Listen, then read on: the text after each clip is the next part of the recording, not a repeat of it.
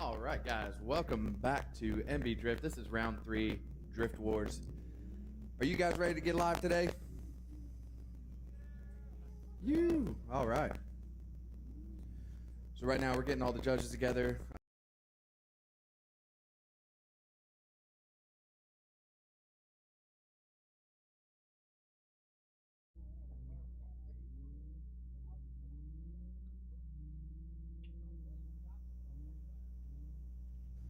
First battle is consisting of Gabe Royals and Rodney Blankenship.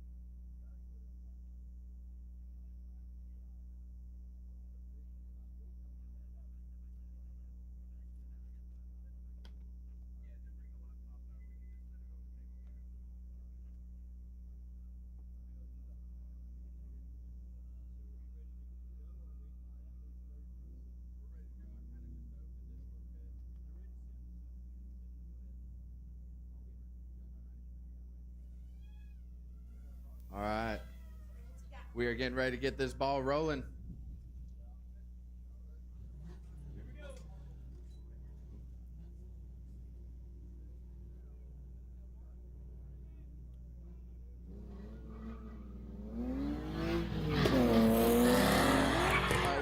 Gabe Royals initiating into that first outer zone, coming across the bridge there, setting himself up for that second rear zone.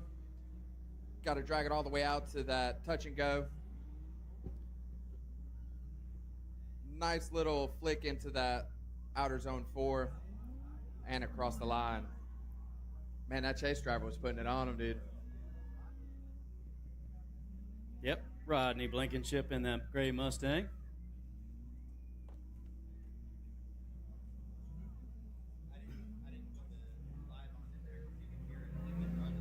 Okay. Cool.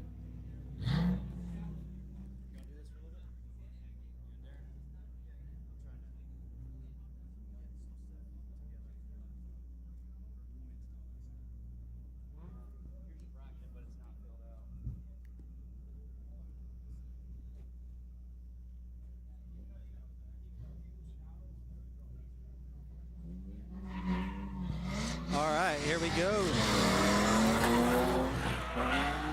I don't. Come on. Check. All right, there we go. Got Rodney up front, Tyler in the back. Rodney throwing a big angle going into that sweeper. See this transition into the final big sweeper where they're going to hammer down and let the throttle go. Very, very nice. Look like Tyler might have, I have to watch the overhead there. Look like it might have fell out of angle just a little bit. Let's see. So here we go, the replay supplied by MBK Productions. It's right there, a little shallow in that first zone. Everything else looking good. Nice in both of those zones, man. Riding it all the way through, extending it. We'll check out this rear zone right here. Nice and good, fulfilling it all. That was pretty good lead say on that. That's a pretty tough call.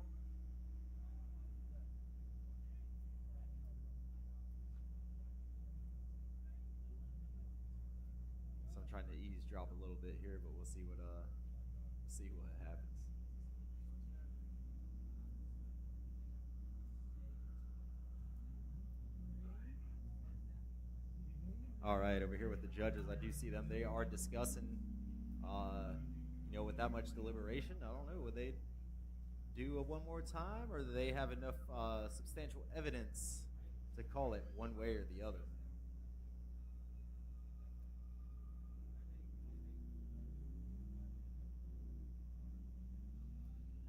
It's right here. It's a good.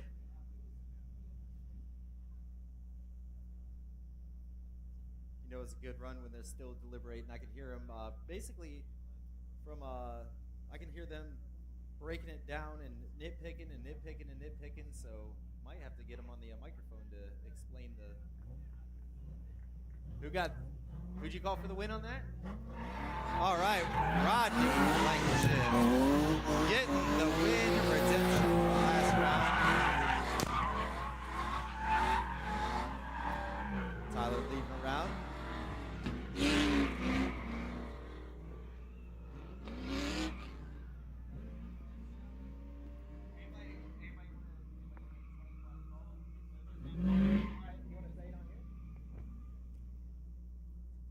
All right, we're going to have Josh Calick on and kind of explain, since that was a long deliberation, to kind of explain what was going on through the judge's mind there.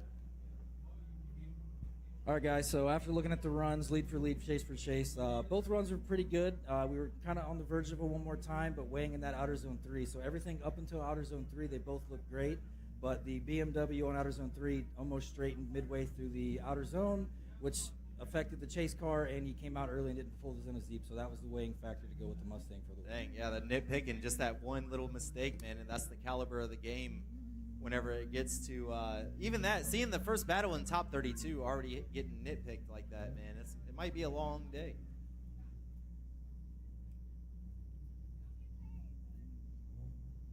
It's going into the second pairing. Got the quads ready. All right, quads in the air.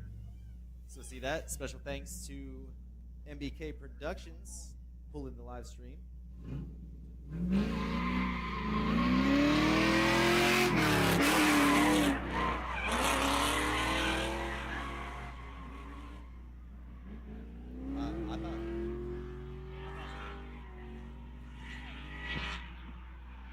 Alright, sorry about that, folks. Got Shake Flair in lead. All you hear is all those Eagles screaming as they come out. Final turn on. A little bit loose on there, but leaving under control.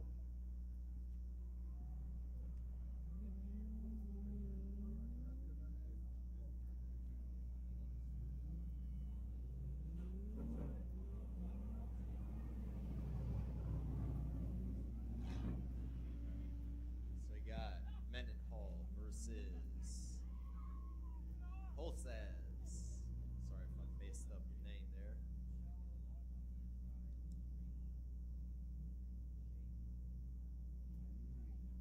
So driver's going to swap roles. So those of y'all new to drifting, what we do is each driver will get down, sit down, a lead lap. Their goal in the lead position is to lay down a top qualifying score. Oh, getting into the clip. The zone, big old dust cloud coming in. Not sure if that was off the front or the chase car there. We'll have to watch the replay and the overhead there. But yes, the lead car must put down a near perfect or as near perfect as they can qualifying run. So that would be getting fulfilling all the zones, running the precise line with the precise speed and angle throughout the course, maintaining the angle and the speed precisely. And then as the chase driver's job is to mimic the lead car's drive or lead car's line, speed, and angle. And obviously you want to see him get as close as possible. It's controlled chaos. You got to have a lot of trust in each driver. And Shake Flair getting the win.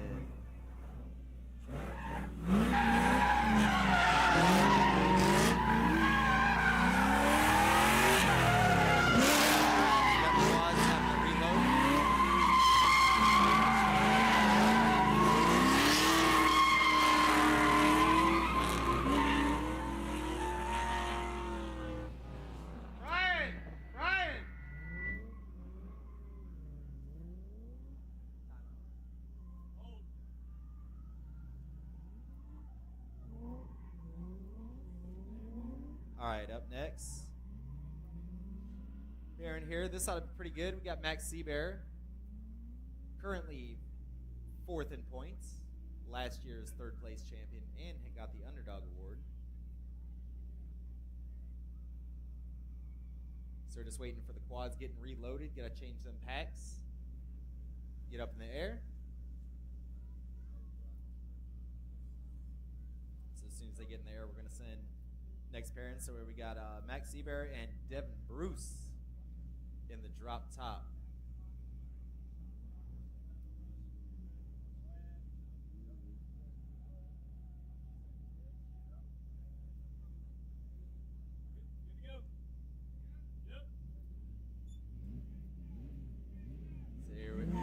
Here we go. Max Seabear up front. Devin Bruce and Chase. We got a nitrous car up front, boosted car in the back.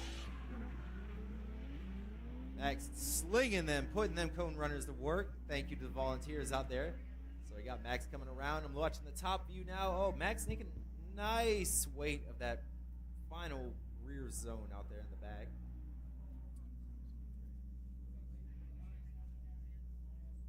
There he goes, coming around. I'm kind of watching another replay. Max filling the zone's pretty good.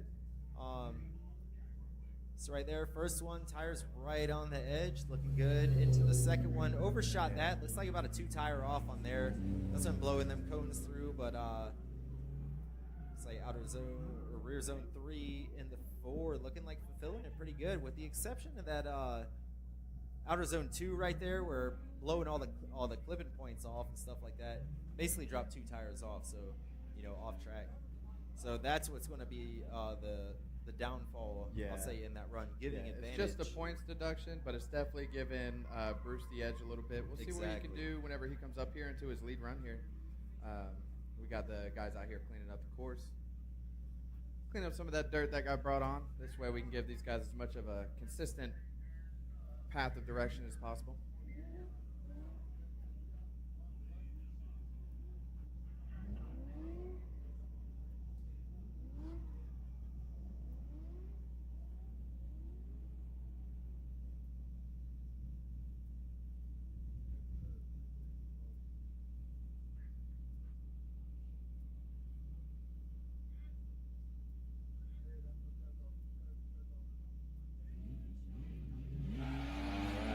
Here we go. Drivers. Bruce taking the lead. Coming in there. Good initiation into that first outer zone. See if he can carry it over here into that second outer zone. That was a nice, smooth That looks transition. good. Yeah, that was very smooth.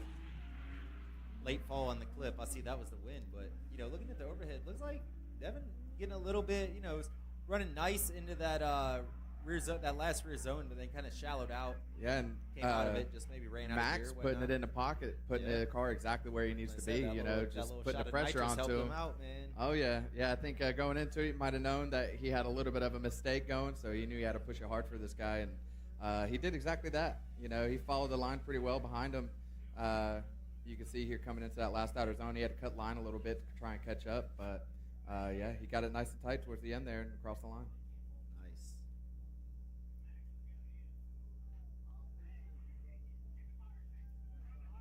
Oh, looks like we got another fire. Seems to be the name of the game today. Has Dang, been man. a fire day. Realistically, there's been so many fires today that we have given every staff member. Look, Dave running across with a fire extinguisher as Yeah, I we think we've speak. got about 5 or 6 fire extinguishers out on track. on we've both got some sides. on the fun run. Yeah, we had a course. fun run course. Actually, had a fire that got spread into the grass over there. Yeah, that was kind of wild early this morning to see.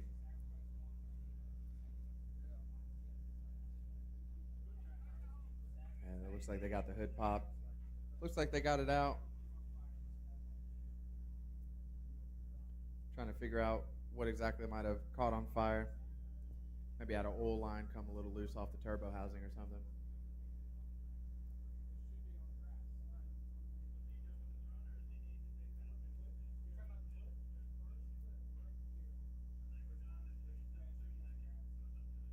I got you.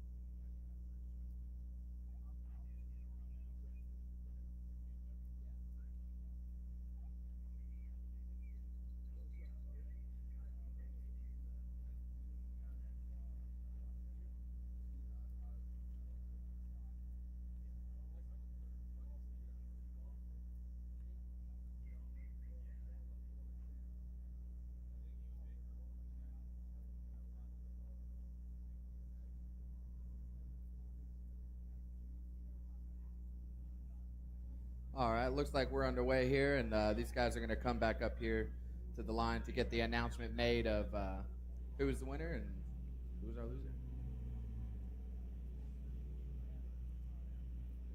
Go ahead and make the call, Jeff. All right, we got Bruce as our winner. Wow, what an upset, man. Man, we're going to take the win and catch on fire. Let's go. He must be on fire today. What an upset. That was, you know, and I say that because Max getting put out in the top 32, that's going to hurt his chances being sitting in fourth place in points. He was sitting up there. And to, you know, Devin's not even really in the top 10. No, he had car failure the last round and couldn't make it. Exactly, so he got taken out, and that's going to hurt him for, you know, getting that top spot and points for the season. Yeah, I'll be interested to see where that kind of places him. Yeah. I know we had a good tie. We do have a lot of ties. Yeah, we had a lot of ties. I think 5-way tie for 4th place. So but right now, up on the line, we've got Dustin Walker in lead, and we've got Mason in the chase. Should be pretty good. Dustin Walker, you know, very consistent with the VQ car. Mason, very comfortable in that 5.3 BRZ. Looks like, you know, one thing I talked to Mason earlier about, getting big time into that dirt. Mason said he was going to try to work on getting a little bit closer in tandems. Looks like he was trying to push a little pressure too hard right there, it seems like. But, you know, that was something that he was talking about earlier. He was like, man, I'm, you know, good line and everything like that. I'm just going to work on getting closer today. Yeah. It seems like just as we've seen before, it seemed to be maybe that was the driver's demise today of trying to push a little bit too hard, which if you're a driver out there, you already know the game. We've all done it, been there. Seemed like trying to transition a little bit later right there. It's like Mason tried to catch up, cut himself off on line. That's what it looked like to me, and then just kind of got lost in the sauce. Yeah, it looks like some of these guys might be having a little bit of issue with trying to figure the track out. I think it's a combination between the sun coming out, it's heating it up, getting greasy, and then the shade comes through, and now it's kind of getting a little bit I didn't gritty. Think about that. I got my thermometer. I want to see the track temp today. So there we go. Mason folded up from coming through. Got Dustin Walker. You already know he's going to apply the pressure. I'm going to run smooth and consistent. Let's say, anytime you see Dustin's always running tandem, so very comfortable in that situation and scenario. Leaving a little bit of room. Mason running real big and wide line. Got into the dirt a little bit there, but definitely having a better run than the past. All right, we got another car on fire on the back straight. What is going on today, man? Somebody on the fun run course back there.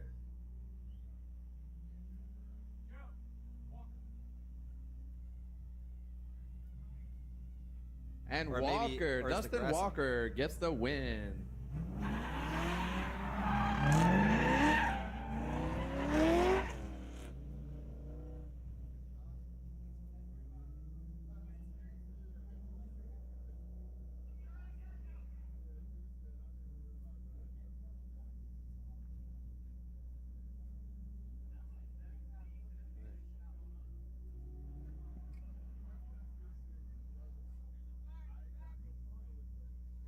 All right, car on fire in the back of the track.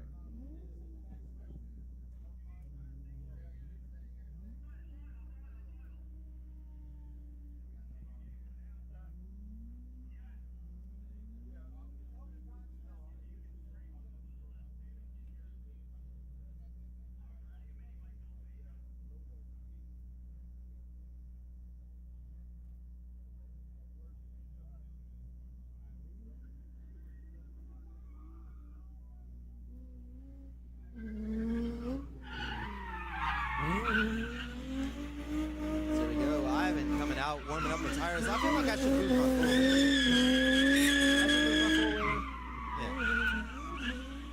Yeah, you might want to move your four-wheeler there, Zach. We're getting a little bit getting danger close there.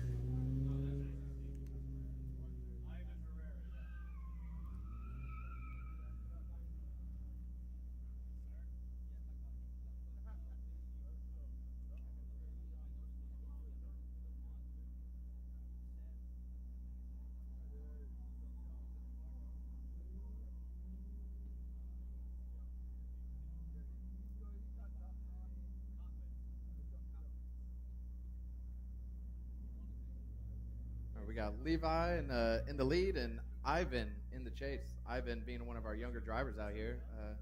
Oh, they're both young. Oh, okay. Wow. So we got two of the youngest guys on grid battling it out to see who can catch up to these old heads.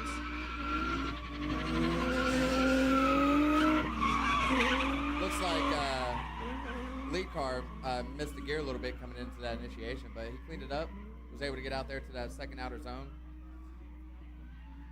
Looking good into that touch and go coming in. Nice, good angle through this last outer zone here. Left it just slightly early.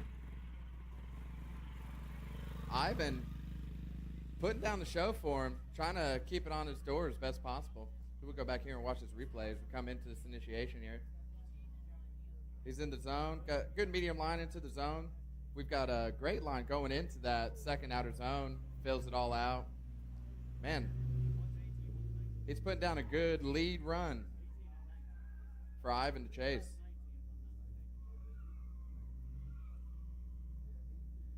And we're going to flip him around and see what Ivan can do here in this lead. And see what Levi can do in the chase. Nice initiation into that first outer zone there. He carried across the bridge coming into the second outer zone. Filling all of that zone. Let's see this touch and go. All the touch and goes looking good. A little bit of a bobble there in that transition. Coming through this last outer zone, we're looking good. Filling it all the way out. Pretty identical to Levi's lead run. Levi being just a little bit closer on his chase run, but that was a heavy hitting battle.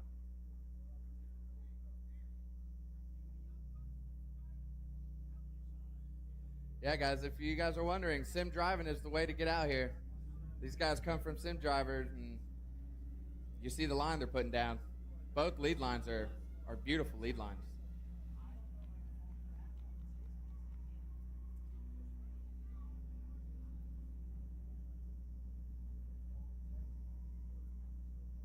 Our judges here still deliberating what's going on. You know it's a good competition whenever the judges have to take time to really dial in and figure out and discuss who takes the win. We've got Levi with the win.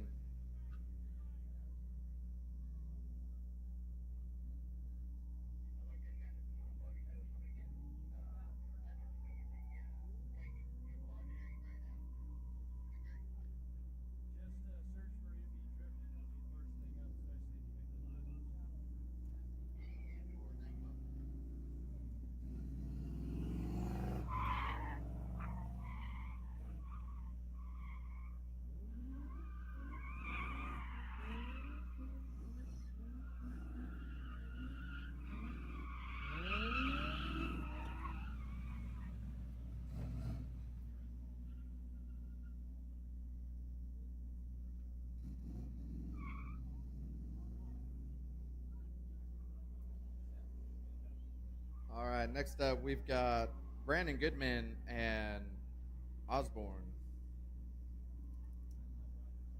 Brandon Goodman is in the 240 on the lead line, and Osborne is going to be in the Infiniti G35 chase.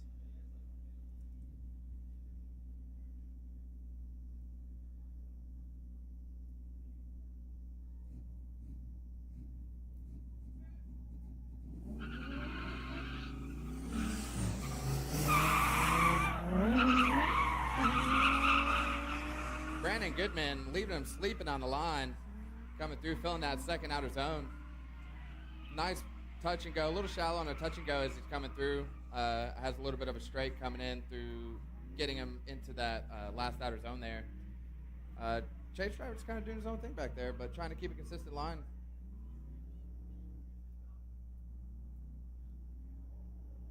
We'll be coming in his replay. See a little bit of a struggle with Brandon getting into that first outer zone there on that initiation. And then, yeah, we got a little bit of a straight and bobble there. Yeah, a little bit of a rough line from Goodman there.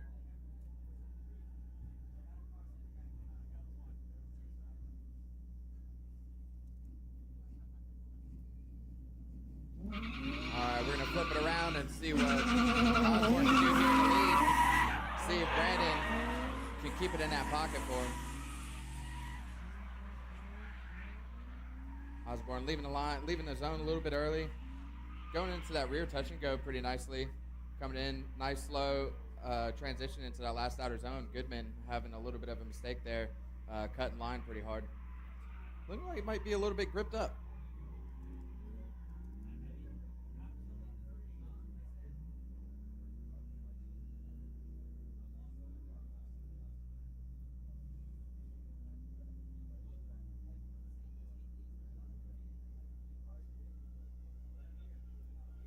Yeah, Osborne looking smooth in that lead line there.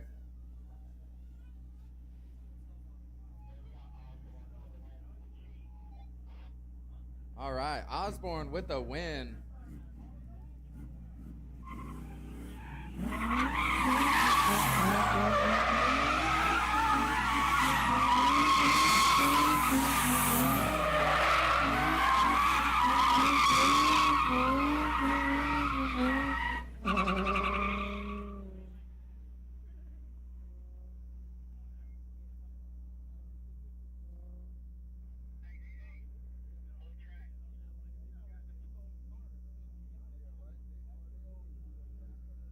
We're going to do a little bit of a track cleanup, clean up some of this dust that got put out there, and our drone guys are making some battery swaps.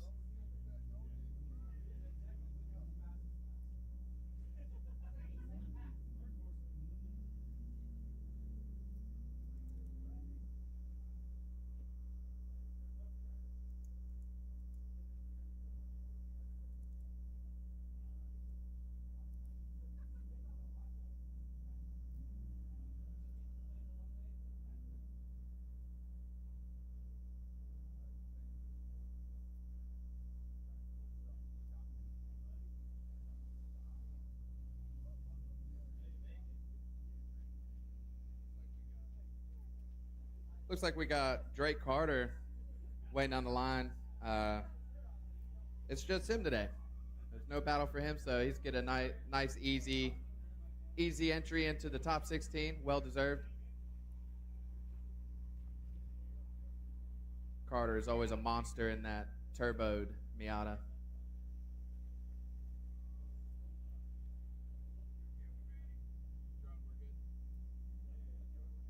All right, we are good to go. And we're off with Drake Carter on his solo bye run. Watch his line as he comes through. Looking real nice. A little shallow on that second outer zone. Nice touch and go. Coming in, nice little float over here into this last outer zone. A little deep there.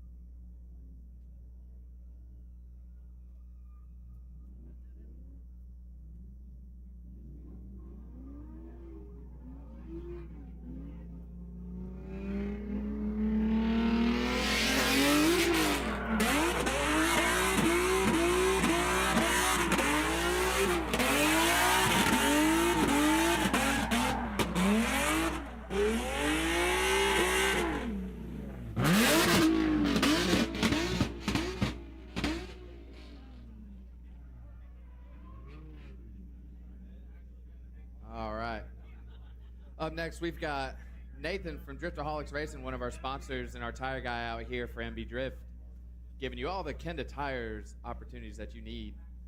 And in Chase, we've got Curtis Mayberry in the Mustang here.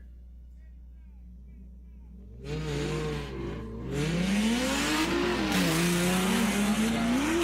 takes the lead, filling that outer zone. Good initiation. A little shallow on that second outer zone there. Getting good into that touch and go. Nice floaty transition out there into that last rear outer zone.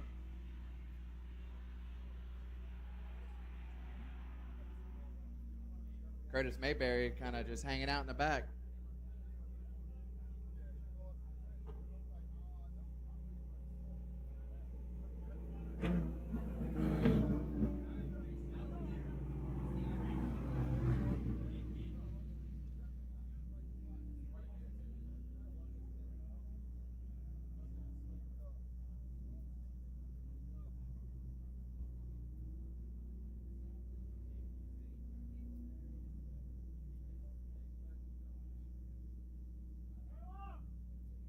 All right, our drivers have switched positions.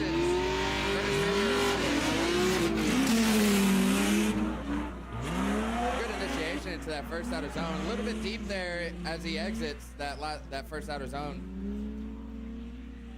Shooting a little bit of a straighter line up into that touch and go there. Looking like he's struggling, fighting the car a little bit.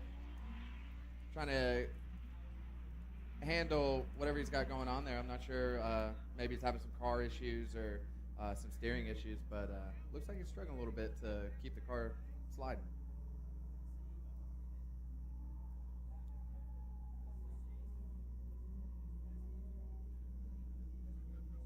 Yeah, we had a little bit of straight in there going into the touch and go.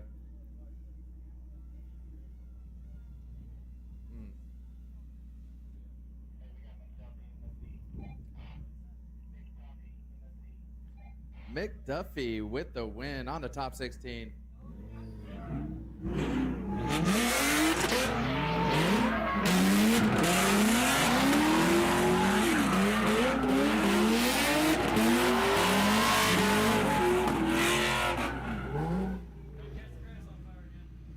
We got Mick Duffy thinking that the track goes all the way down to grass.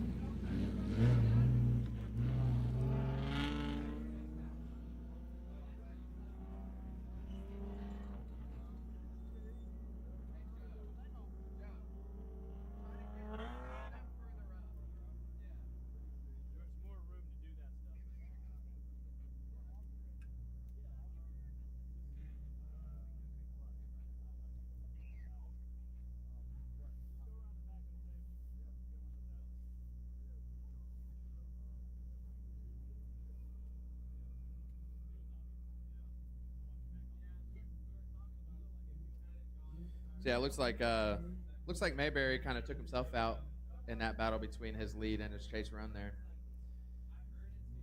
Struggling to fight in the car a little bit. Next up, our battle is Taylor Walker and Mr. Gonzalez. 2 Z's, 1 Z will continue. Will it be the pink or will it be the gray? And we're off. Taylor Walker taking the lead. She initiates that first outer zone. Floating across the bridge into that second outer zone, looking good. Filling it out there towards the end of it. It's a decent touch and go. Chase driver straightened up a little bit, kind of lost a little bit of his angle. Now he's playing catch up, trying to put it onto her door and across the line.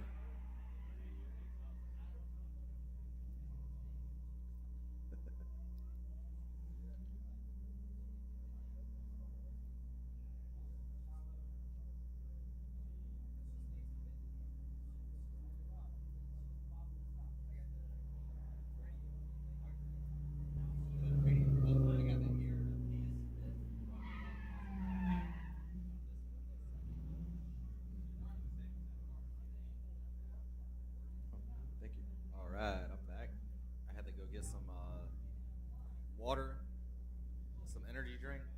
Yeah, huge shout out to Christy. She just brought me a nice cheeseburger. Brought you a burger? Oh yeah. got Gonzalez taking the lead as I make this flip. Dude, moving, running away. That's He's hard to doing do with Taylor everything Walker he behind can. you. A little bit of a tired dirt drop right there. Not really getting into that rear touch and go. Floating across here, trying to see if he can get into that last outer zone. Last outer Holding zone it looked out. good. Real Yeah. good. Yeah, looked real good in that last outer zone. Taylor Walker kind of hanging back. Maybe she kind of had a little bit more confidence, feeling that she ran a better lead line, so maybe she kind of hung back a little bit, not that risk the being car. kind of, especially too, you'll see that scenario happen with unfamiliar drivers because Yeah. it's like, hey, I haven't really driven with you before, so I don't know how you Right. drive, so I'm gonna kind of let it hang back a little bit, which, like you said, obviously if you throw down a banger lead line, you can kind of play it safe on that aspect, but in the main sense, you always want to apply pressure because All right. it could get you, either way. So Oh, yeah. looks like the judges call Taylor Walker. Taylor for the Walker win. with the win. Congratulations to her. Her and her husband both driving today. Let me see if they. They're both on opposite they're sides of the bracket, so it so could happen again. Let's see if where- they meet towards the end. Yeah, I mean, obviously they'd have to be first and second to meet. That'd be Yeah. about the only way. But man, what a day that'd be for. Because last event they had to go against each other. Hey, if it's anything, I just realized we have two teammates going Two against each other teammates, in yes. top 32. Former lead judge Daniel Sepe and last year's champ Andy LaCrosse Wright. Oh man, there's definitely going to be some heckling going on in the pits this evening. Yeah. So it's almost like on you guys' YouTube channel, you're gonna have a Frenemies episode. Yeah, if we were recording today. Oh, nobody's recording. None of us brought GoPros. Oh man, nobody's been really if you doing got memory anything. card, I got GoPros. Oh man, well we're kind of missing the opportunity now. Yep, same here. I brought them to use and I didn't. All right, so we're gonna have Beamer higher on qualifier. Beamer Crime. Yep. One with an LS, one with a stock. Chase. Andy coming through. Andy leaving Nice him use of off that the rear- line. That rear zone. Pardon? Andy left him off the line. Yeah. So, as we've seen a lot of drivers doing, man, let's see about this last outer zone. For filling it out. A lot of drivers, making use of these zones. Oh, Daniel Like wiping it out there at the very end Oh, right on. after the Yeah, the let me finish watch this line there. replay here. Andy looking good in that first outer zone. Absolutely. And the set. And there. That second outer zone, Right looked on the fire. Andy is just on a good, consistent line right now. He's feeling good. I know he's happy to be back in coming his out, car. shallowing out a little bit on the end, but still running a good line. I mean, even though it does have a V8 in it. Oh, I saw what she's talking about with Daniel. Even though it does have a V8, it's people think, oh, you got a 5.3. It's still only like 200 horsepower, so you're still under maybe 400. Yeah, And it just got tuned yesterday, new fresh motor. yeah, new Did motor. some pulls yesterday, tuned it. Yep. Yeah, during practice he had a rocker arm failure, so it was turned sideways. A little bit shallow in the outer zone, but you got a low power car, so you do what you do. You're making the best of it. Still running an absolutely nice line, keeping it mid line, mid track, not running shallow or nothing. Nice use of that rear zone. Coming around, staying mid line, doing good. It was good. That was a good solid lead run right there. Looking pretty good. So here we'll see what kind of critique Andy's following here. So, coming in, kind of let a little bit of space, going to try to dive into the pocket. There you see gaining some proximity and then maintaining it throughout the sweeper in the transition. Going to try to dive in there a little bit more. And then as Daniel kind of choked up on line, it forced Andy to have to slip back just a little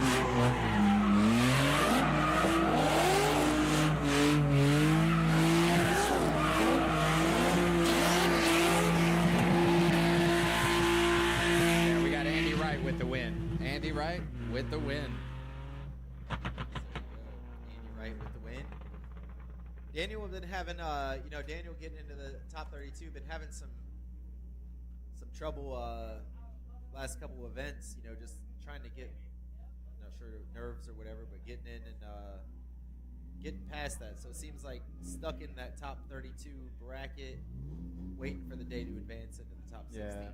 Yeah, and you know, first year competition, you know, you can't really expect yourself to, you know, be able to come out and do a whole lot because there's a lot to learn within competition. It's one thing to come out here and do some fun runs, but being in competition and having to have that mindset, it's a whole different animal. Now that I'm talking a lot,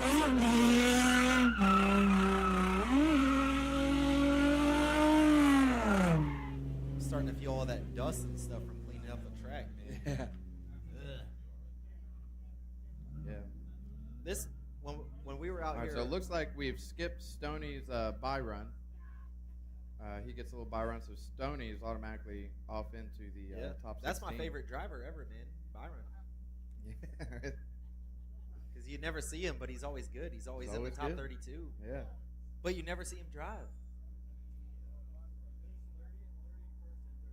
Dang, he plays 30th, 31st, and 32nd, dude. What a champ.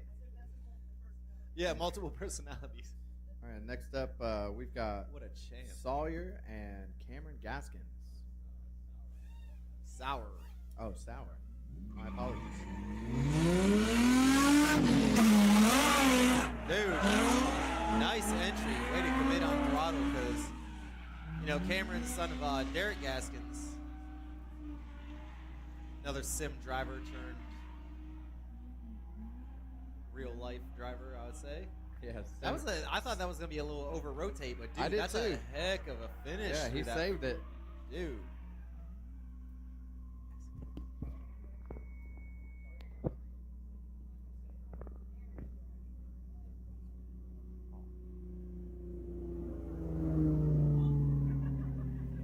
So there we go. Driver's gonna flip it around. Let's see if Joe Sauer can put it on Cameron's door to advance into the top 16.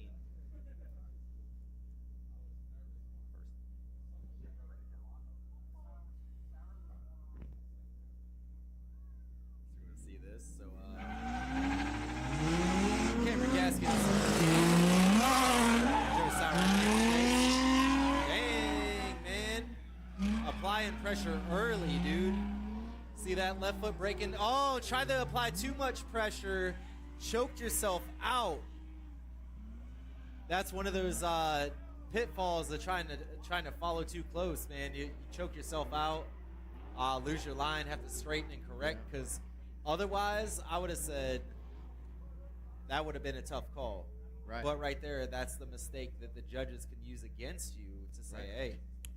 Yeah, and then in this instance, it matters, you know, how much are we taking off for Cameron Gaskins kind of driving offline.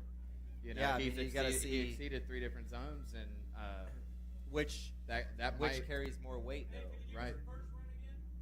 So the judges are asking for a replay of the first run again. They're going to have to go over to the MBK tent they got over there. Between all of us, we got so many wires, it looks like I guess like a noodle factory exploded over here.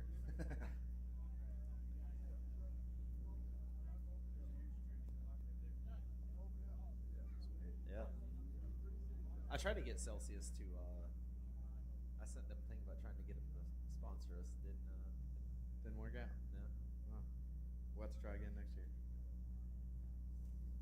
But yeah, back to it. You got to see which one carries more weight. Yeah. You know, what the judges are looking for. You know, if they were looking for, you know, it could be one of those things where, hey, we're looking for aggressive chase driving. And then you could see, okay, well, I was trying to do what you wanted, but I made a mistake. Right, but at the And same then time too, they with could've his said- straight was, you know, did the lead driver kind of force his straightening to come in? So he was expecting him to be on the right line, and since Yeah, the lead okay. driver wasn't, Yeah, we'll say that. Now it If he kinda was messed- if he was deselling in a little more in transition, yeah, these are all factors that, you know, not every run is the same. That's what's awesome about drifting. There's no run that's exactly the same. yeah, the variables are endless. Yes. And, you know, there's so many things that you can speculate and see, you know. All right, just like as you mentioned, did the driver maybe their foot slip, or they hit clutch a little bit too long where the lead driver was going to dive in, or the chase driver was going to dive in, and then it's like bam, now I'm trying to dive in, the lead car lost some momentum, I have nowhere to go, which would be a scenario on that if that's the case. Right. Not saying it is. It might have just been a little bit of too much aggression. Right. It's hard to speculate. Yeah, we'll see what the judges say here in a minute. Yep. So that's where the judges over there looking on the MBK one to get a different angle, get the raw footage.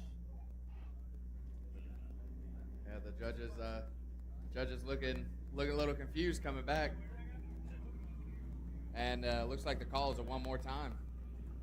So a combination between a combination between Gaskin's Both kind of mistakes. his two mistakes, running off track, and then just kind of added up, and we're gonna circle him back and do it one more time. So right there, gonna tell him to next clean it parent. up a little bit, and Next parent was already staged. They're gonna have to run it back and hang tight real quick. Yeah, we'll go ahead and take care of this one more time since they're already out on track. We're not pushing 1,000 horsepower cars, so we don't need to go back and change tires or nothing.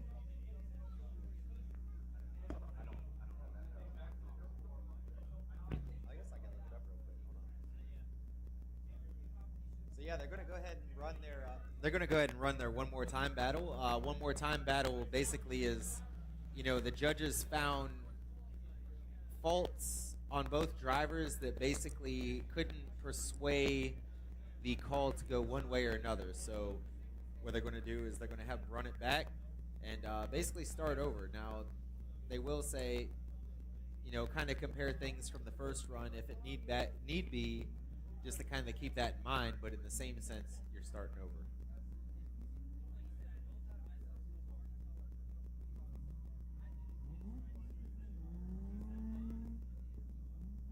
So I think we're just all right. Quads We are ready. ready to run. There we go. Brian sending them off the line.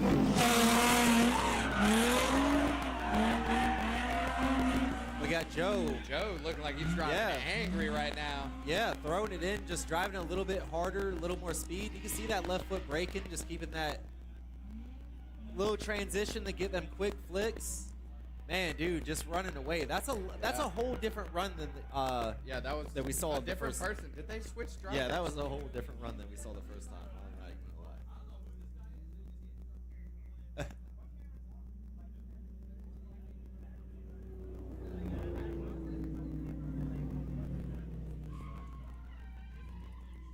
Yeah, so we'll flip him around and get this last half of this one more time battle going.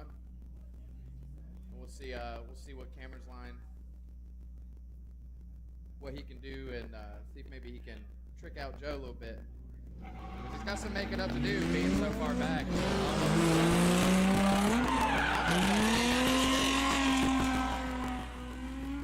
Joe cutting line a little bit, trying to keep up. Cameron doing a little bit of a tire drop.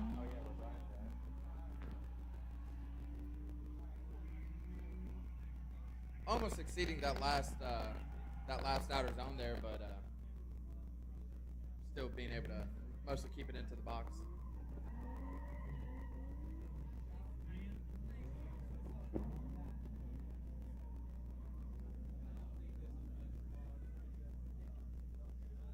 Yeah, it looks like same thing happened to Joe again in that chase ride. He dove in a little bit too early after that last outer zone, or the second outer zone, and kind of chucked him up again, so forced him to have another straight. So kind of has a consistent thing with doing that. Oh, I missed it. So what happened? Where was that? One tire off. So basically, he was too aggressive and choked up too again. aggressive. Exactly what happened on the first battle. He did exactly the same thing. All right. So if there's anything you can take away from this event, So it looks leave like a little Cameron bit of room. Gaskin's got the win Leave on that a little one. bit of room on transitions, and then dive into the pocket.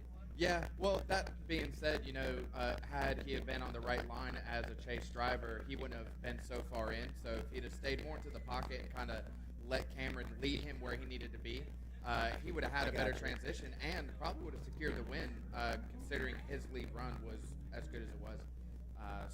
He kind of took himself out there. Was what it sounds like from the judges. Take the knowledge moving forward. And, we'll see you next year.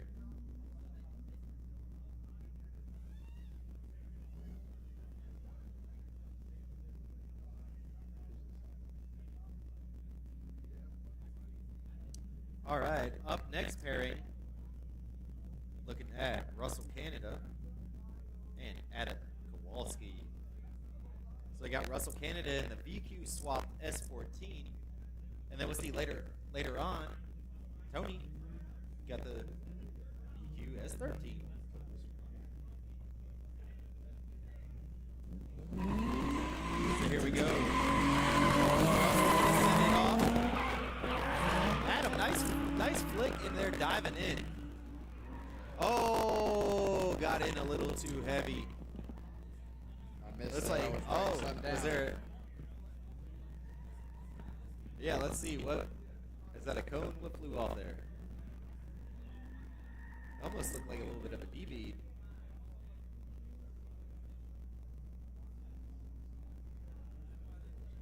Oh, it's right there, almost clipped.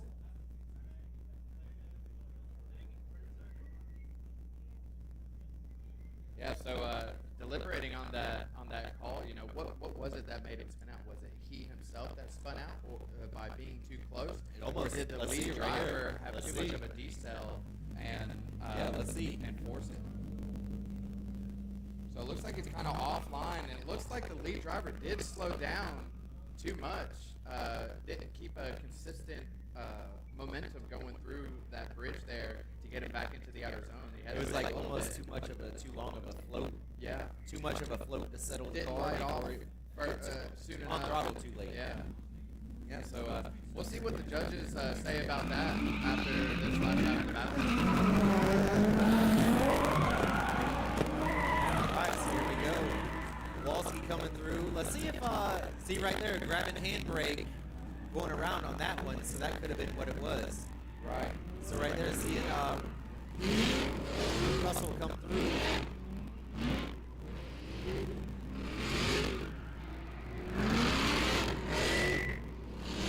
Oh, I hear America heating up in the background. Yeah. America warming up. But yeah, maybe that's what it could have been, because if you see on that second one, or that second run, even in chase, it seemed like Russell hit the e-brake there. So I wonder if we see the lead run again, if that happened on the lead run there, which should be an Excel under there. Yeah. Correct.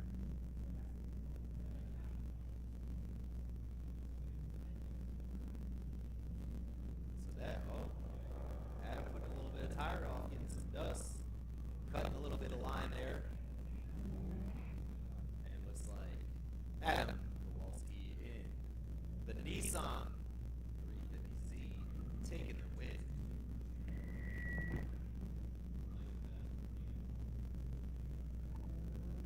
So here we go, 2 VQ cars leading, 1 coming.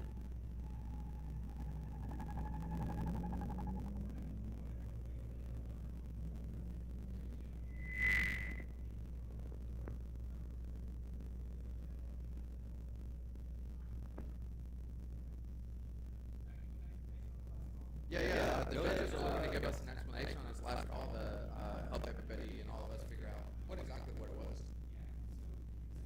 Here. Oh yeah. I don't hear you. Let me see. What is that hooked up to?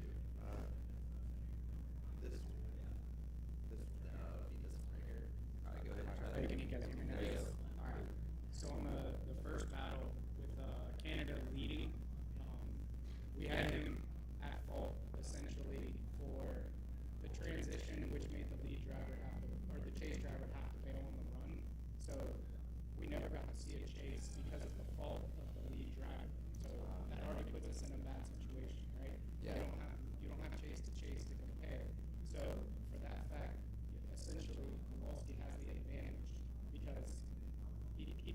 supposed to, and the lead driver choked him up and forced him to have to bail on the run. Yeah, that makes sense. Yeah. Even though, Kowalski made numerous mistakes in his lead run, without having another chase to compare it to, you put yourself in the deficit of 12. Right. Okay. Yeah, there you have it. Thank you. Our judge, Yep. Adam from Off Grid.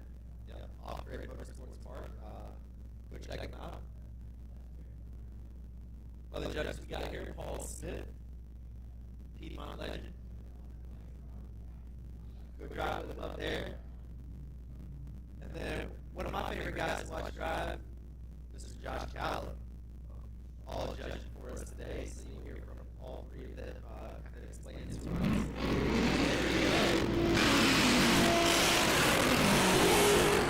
Rex Dysart leading the way with American Power, Ford Mustang, Tony Martin with the V8R S13 behind it. It's not like Tony Bang third year coming right here in front. I know we got a 4.9 diff like myself, so it's definitely possible. Yeah. See that? It seemed like Tony just got a little bit left. I mean, let's be honest. Sleeping on the line a little bit. It looked like. Yeah, right in the sun. And both know how to build cars and motors. Brett coming from the dirt track world, so you already knows his way around a little 302 or 351, whatever they got in there. So, I think also I heard coming up that Son Landon, obviously, for those of you that don't know, very good sim driver, winning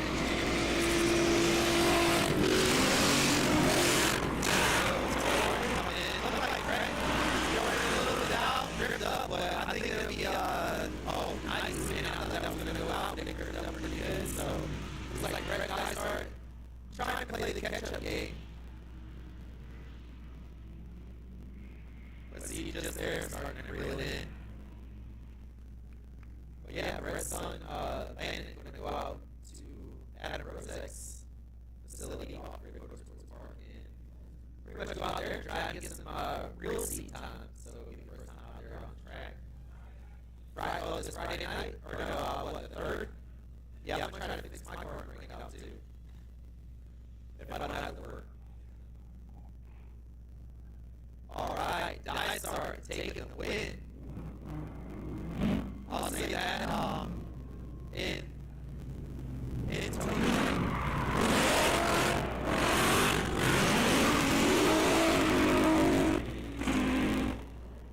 Brett Dysart taking the win. We saw Dysart get into the top 8 last season toward the end. Yeah. You started Great kind of hit, and it started very well. Get into the top 16 at each event. Tony, I'll say probably today. If you know Tony, you know what his cars have been, man, shoot, since what Hyperfest, even before that. Remember the car? Oh, yeah. Battling gremlins with the car, power steering issues, blew up motor. Right. Went to the Drift HQ event out of CMP, took it out there, blew the motor up, just put a new motor in it, and then came out here. Yeah, I forgot that. He said he didn't have trouble with battling last all those night. issues. Said he didn't have trouble with last night. Had a dream of what was wrong with the car. Went out, flip-flopped solenoids, and then the car ran her. Oh man. Yeah, that was beautiful. Yeah, I was like, Alright. dude, the car gods were with you. It's like, Yeah, I think we're gonna take a little bit of a 10-minute break. We're gonna go straight into the top 16 now, guys. We're gonna. alright, go so off into we'll go ahead the and commercials. while we're doing that, before we go into the commercial break, I'll just go over just so everybody kind of knows the next pairing. So, first side of the bracket, we're going to have Derek Gaskins versus Rodney Blankenship. We're going to be the first pairing into the top 16.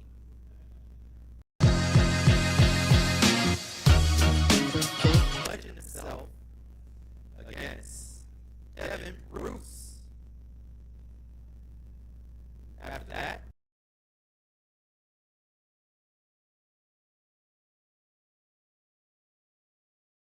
teammate. Yeah. So another teammate battle. And then final battle on the left side of the bracket, going with Richard Osborne and Drake Carter. Other side of the bracket, going to go with Wade Smith versus Nate McDuffie. Taylor Walker versus Andy LW. After that, got Dan Stoneburner versus Cameron Gaskins. So that, to me, that battle right there is kind of funny because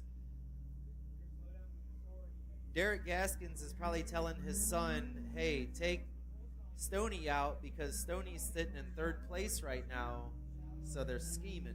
You know what I'm saying? Yeah. No, I'm just making it up, but that'd be funny. So we got Stoneburner versus Cameron Gaskins. Yeah, see, Stoneburner's back here, and he agrees with me. He agrees. Yeah.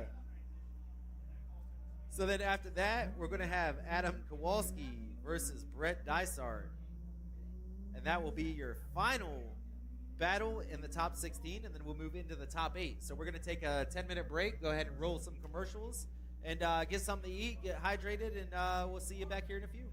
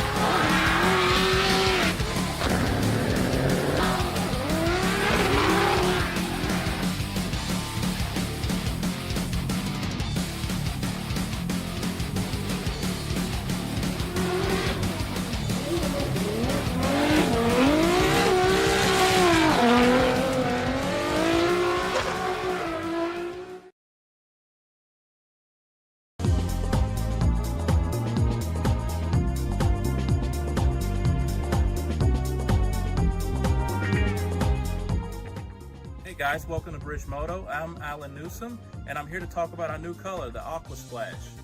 So this color is obviously very, very vibrant.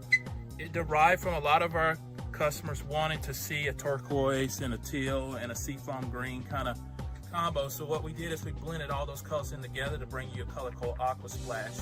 It is another custom color exclusive to Bridgemoto only, reached at bridgemoto.com. So definitely get on our website, check it out. But I'm here to tell you about all the harness options in our new color. Let's get right into it. So what we have here is our Tsukuba model carbon seat dressed with the new seafoam green. And this is our 6.2 to 3 Hans application belt. Some unique features of the 2 to 3 6-point FAA belt is that obviously it has the 2 inches here on the upper shoulders to slot better with your Hans and neck restraints, and goes down to a 3-inch for a little bit firmer placement below the waist. However, something you'll notice that's different about our belts on the Seafoam Green and all of our Hans 6 points is that we actually use 2 inches all the way around below the waist so that you have better fitment and adjustment when tightening. Actually, the 2-inch belts firm up and tighten better than the 3-inch belts when it comes to a race application. That's why you'll see a lot of this used in FAA regulated racing nowadays. Another thing that we do is that we utilize the black hardware for a nice, clean, a non-controversial look. And we actually put quick release and pull tabs in the red you'll see here, as well as adjusters right at the cam lock so that you don't have to worry about getting out of the car to adjust the belt ever again. That's a thing of the past. Another thing I like to talk about is our toe straps. So our toe straps are available in 14 or 15 different colors, and you can actually adjust this as long or as short as you want. These are tested up to 5,000 pounds. And the cool thing about it, you don't have to hard mount it, although you have the option to. These are actually designed to be removed and wrapped around your roll bar for a hardware-free mount and full adjustability. So definitely get on bridgemoto.com, check out our new Seafoam color / turquoise / aqua that we call Aqua Splash. And you can get that in a 4, 5, or 6-point option, 2 or 3 inch, as well as a toe strap today at bridgemoto.com.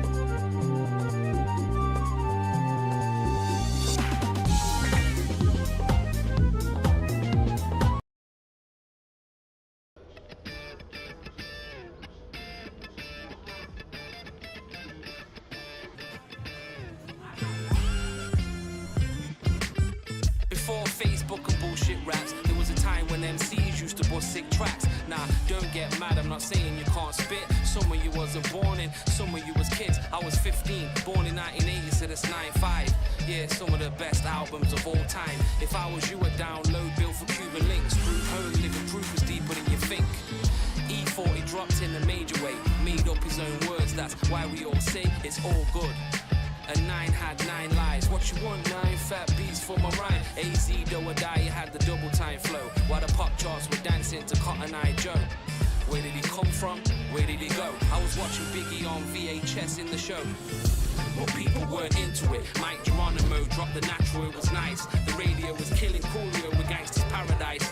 Big L lifestyles of the poor and dangerous out there, brothers, but people weren't into it. Mike Geronimo dropped the natural, it was nice. The radio was killing Coolio with Gangsta's Paradise. Big L lifestyles of the poor and dangerous out there. Next time you're in a jam and you hear Brooklyn Zoo, that's ODB. I paid 15 quid for the CD. I was in the studio working. A young kid, my hairstyle was the blue gel with the curtains. They called me Fat Boy from Def Jam. It was funny. I had the tape of Lost Boys, legal drug money. Lee Ramsey was the best off the top. Pure genius drop. Undercover when the Knox thing popped.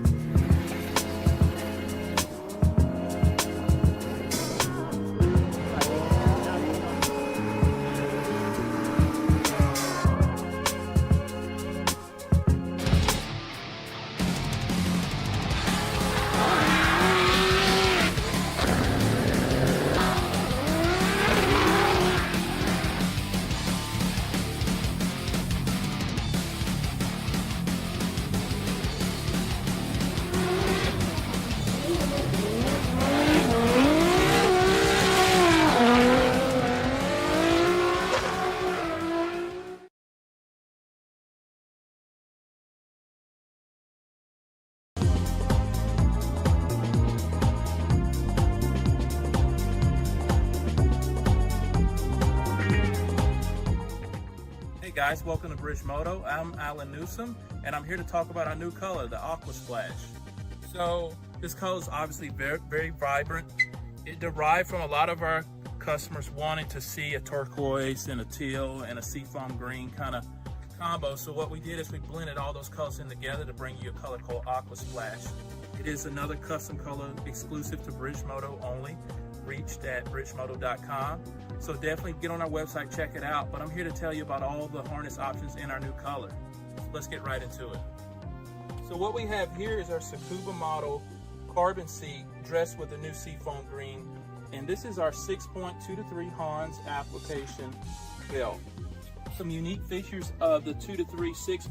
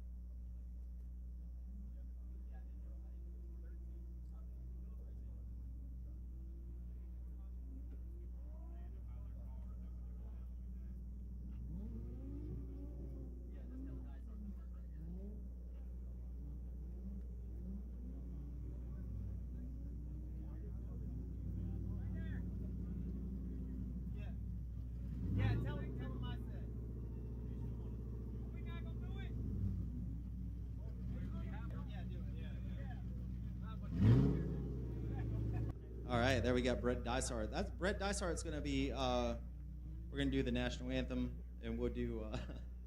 He's gonna be our American flag since the other ones got blown down in the windstorm here.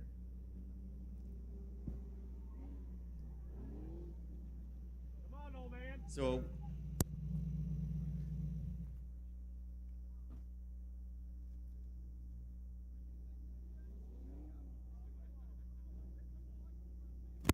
All right. So what we're going to do, we're going to go through our top 16 announcement. Let everybody kind of cheer for your favorite driver out there. Wish them luck. Everybody's going into the top 16 to get to the top 8 to the top 4 to the championship. We're going to see who is crowned the 2025 MB Drift Small Tire Champion. So I'm just going to call this out in the bracket order. So going in, your first place qualifier, Derek Gaskins. Going into the top 16, your 17th qualifier, Rodney Blankenship.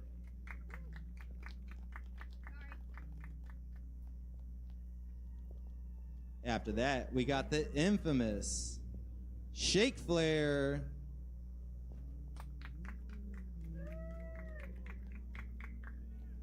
Coming in the only drop top, Devin Bruce.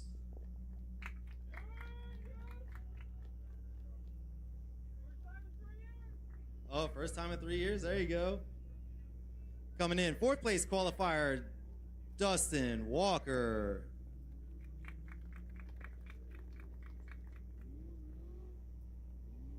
Then we got the Young Buck, 13th qualifier, Levi Kodwitz. Another driver coming from the sim world. 28th qualifier, Richard Osborne.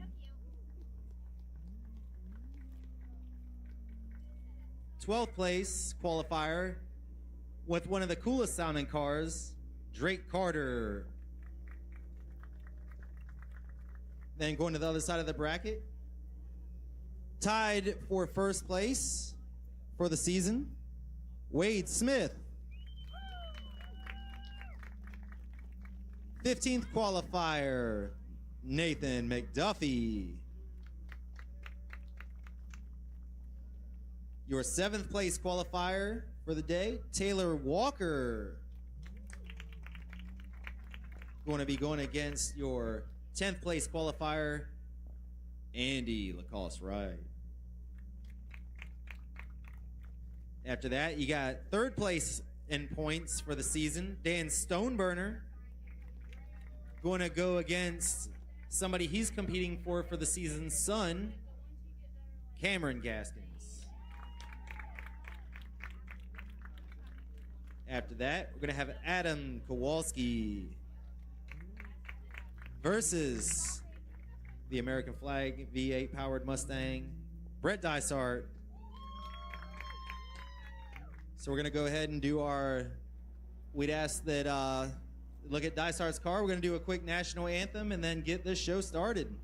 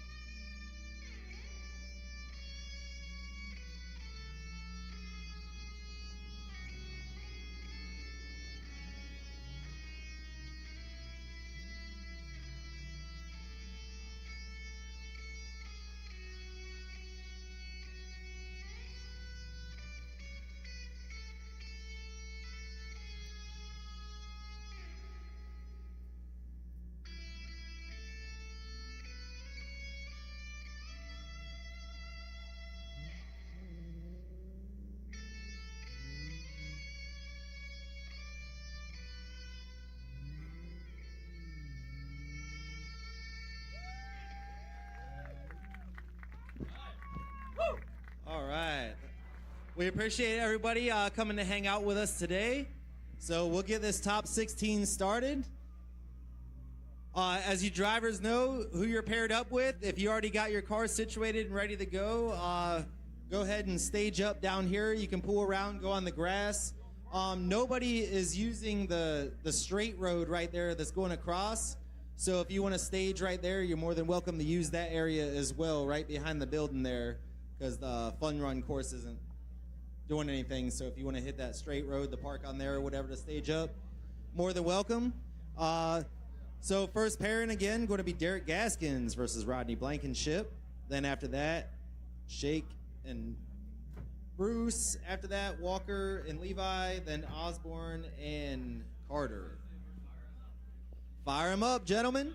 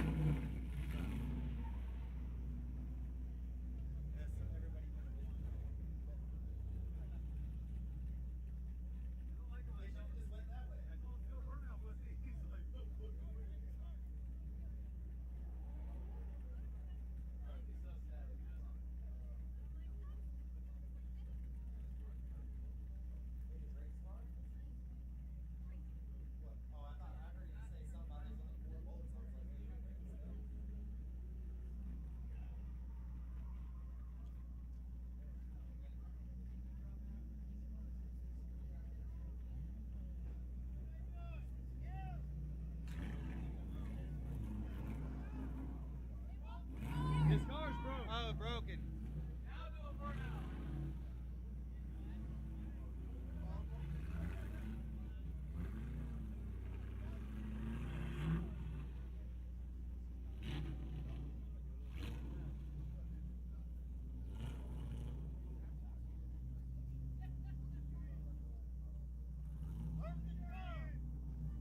Hey, Derek was just on the damn commercial for the...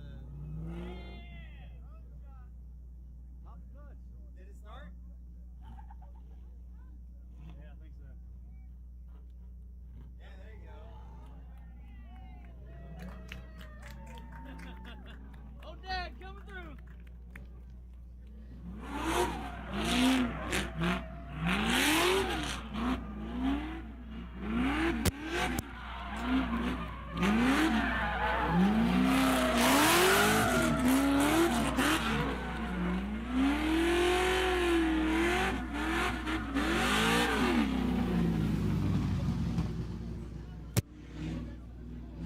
Good display of sportsmanship and being a dad, giving the son a old push start.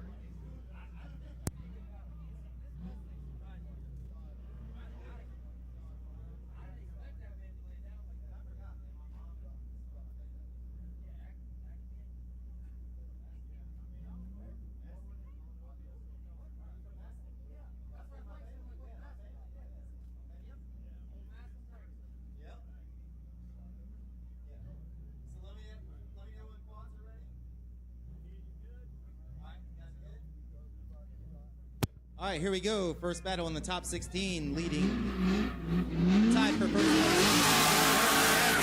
Behind him, no slouch. Rodney diving in, knows he got to put on some pressure with Derek, and that is very impressive. I am not even going to lie. Holy moly.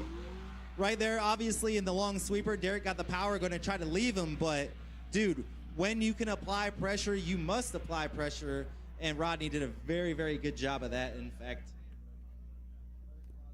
Wow. I'm going to watch the replay on this one.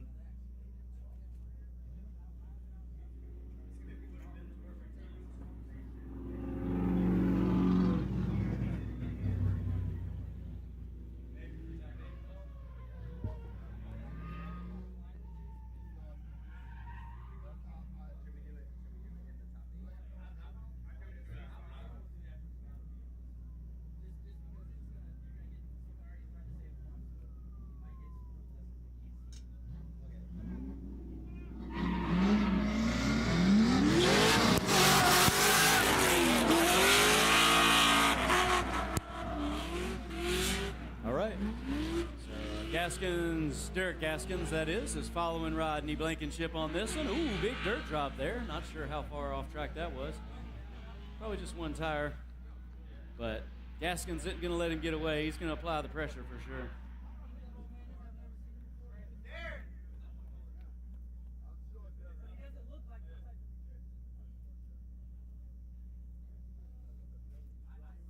All right. Here we go. Judges deliberating, watching the replay.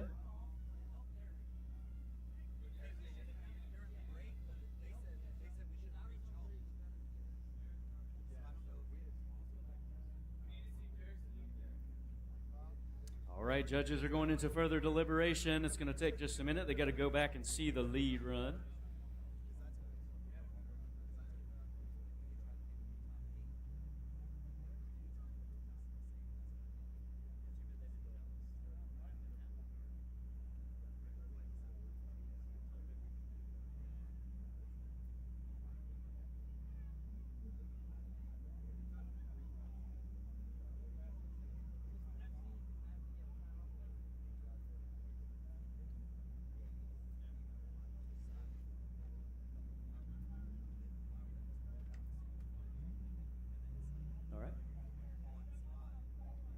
And Derek Gaskins gets the win. Man, that was a close battle.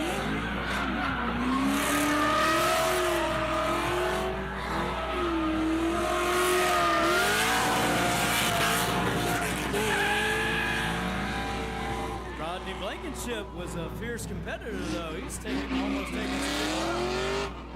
Took out one contender for the points, and now had a very close call against one of the top guys, tied for points in Derek Gaskins. But Derek Gaskins edges out the win. All right, now we got Shaky leading Devin Bruce. Shaky in the red and black S13 with the engine and intake sticking out the hood. Devin Bruce in the Z4 convertible. He's currently running a turbo 6-cylinder, inline 6-cylinder in that thing. Shaky throws it in hard to the first turn. Devin Bruce right on his door. Coming around, across the bridge, around the second rear zone. After the touch and go, into the last sweeper, hitting the final outer zone. And finishing across the line, and Devin Bruce was really pushing it. Nice. Nice, exciting run. So I wasn't sure if Devin Bruce dove in too much or not. From the angle I was watching, I'll watch the replay and see. Doing pretty good right here. And making a few sacrifices to keep the proximity. But still, excellent run by both drivers.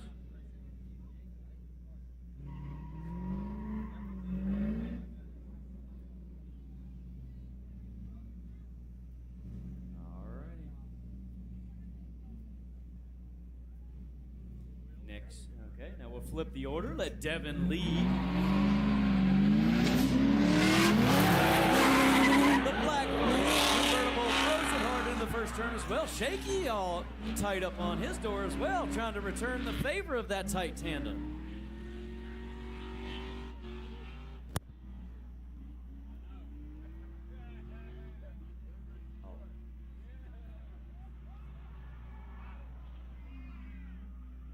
Should be.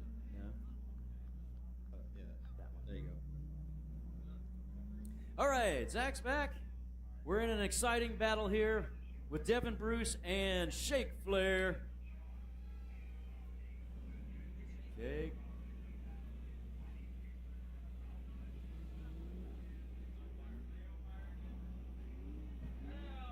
More fires.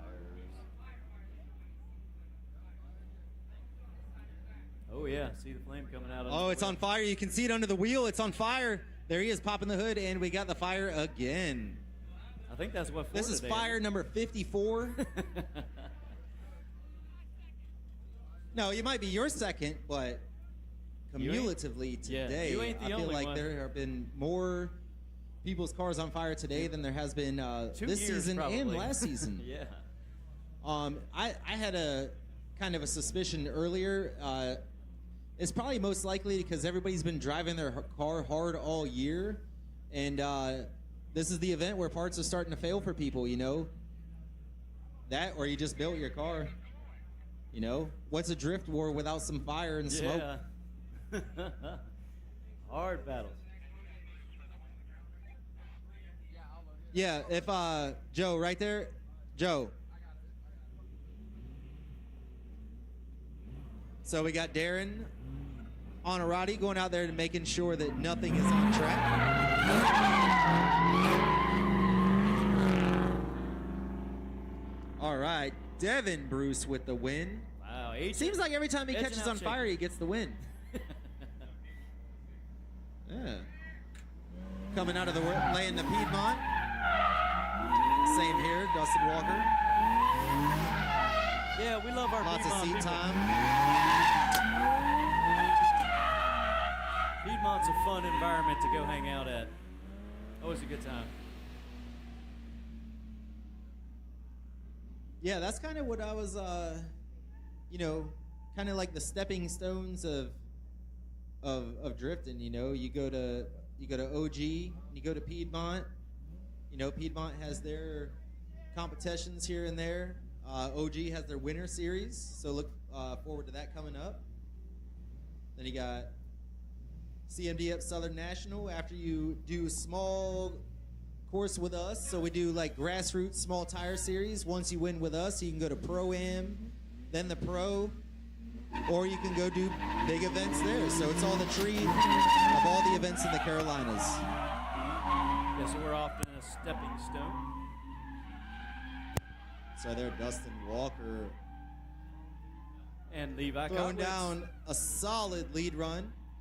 Right here, these drivers are teammates, I believe. Wow, look at that. That's a nice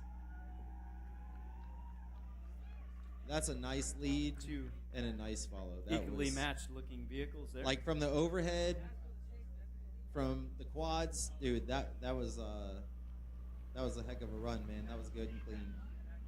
I don't know how Dustin got his bumper back on, but that thing was flapping in the breeze earlier. Look at that. Solid driving from both, man. That's going to be a hard from the judges. Just kind of depends which, if drivers made any mistakes. Or if they make a mistake in the next Yeah. run when they flip the order. Now Levi gets to lead this time. Yep. I would expect Dustin has nothing to less follow. than a very similar run. Levi slinging it in. There it is. Deep in Dustin that zone. on the backside. You see a little bit of left foot braking, pushing that front wheel. Seemed like in chase, Levi was a little bit snappier in transitions.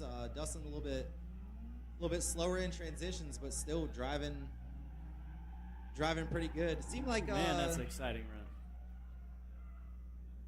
seemed like Dustin might have had a little bit of my opinion. Again, I'm not a judge. Seemed like a little bit less of a matching angle almost than Chase. Other than that, phenomenal run.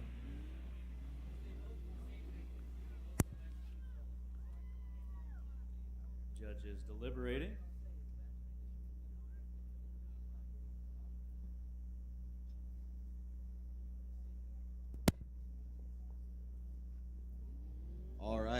guys solid with that one. All right, judges are calling a one more time. Redo.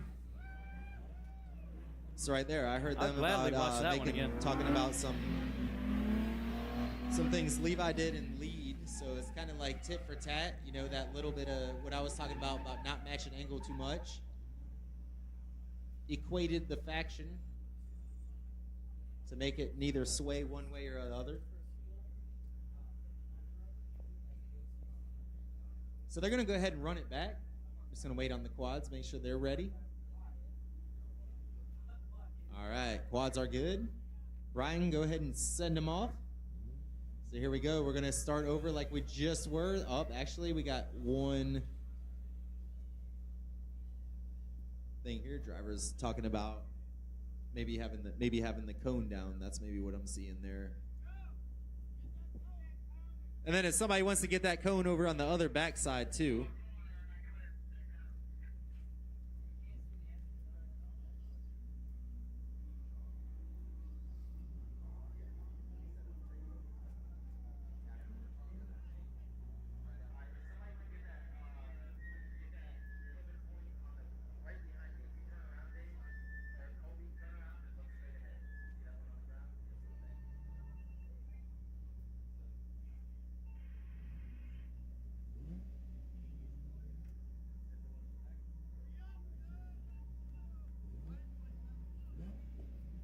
All right, let's give a shout out to the track workers out there making the magic happen.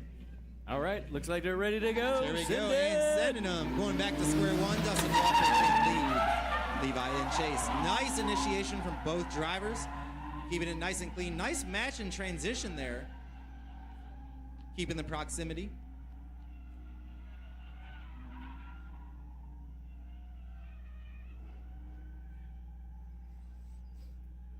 Levi still Man, not that's giving almost- him an inch. Nice, exciting run for both drivers. Yeah, the judges were noting that Chase car filled all of the rear zone. And had a In close chase. proximity. Proximity has a little bit less weight than some of the other categories They also in our series. are praising, you know, pretty much the lead run of Dustin Walker there. Just setting it up, kind of running the bro line, the nice wide line. Let the drivers And they're off again. Chase driver get it. So there we go, swapping rolls. Looks like Dustin, there we go, getting a little bit of left foot braking, taking a little bit of a shallower line, working out for him to get into that pocket. Knows he has to apply pressure. Coming in, looking pretty good. There was almost looked like it was going to be contact on that transition, but came out clean and unscathed. Coming around to that last rear zone. Kind of a very similar line, almost mirror image, I guess, of last run. Just kind of keeping the same proximity in line as before from both drivers from the overhead.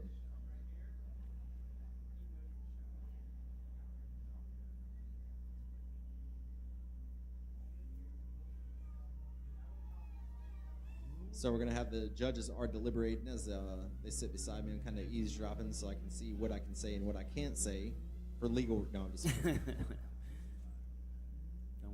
Want to get the lawyers after us. And then also, Levi Kotwitz for the Oh, win. a little Young upset Buck, there. Wow. the student beating the teacher.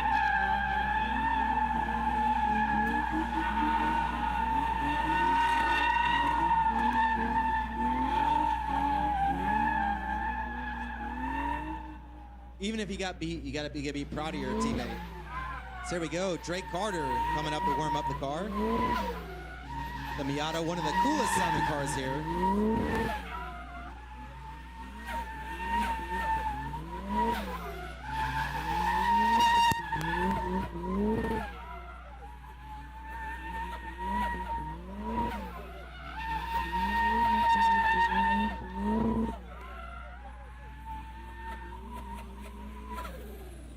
All right. Drake Carter with the Thing tires sounds all good, warmed man. up. Say, I'll take this moment to remember after we finish up with comp, we're going to have our award ceremony for the day and the season, and then we're going to get into the night runs, which will be from 7:30 until 10 tonight.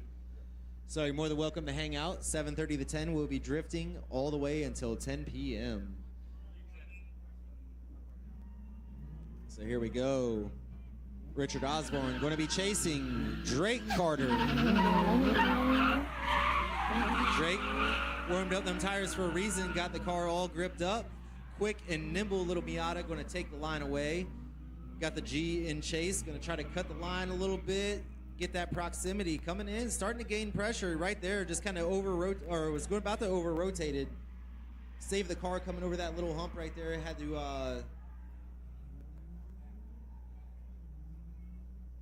kind of had to make a correction back in there. So we'll see the replay right here. Got Drake Carter coming through. Richard's starting to close the gap through here. You know, just running a little bit of a shallower line.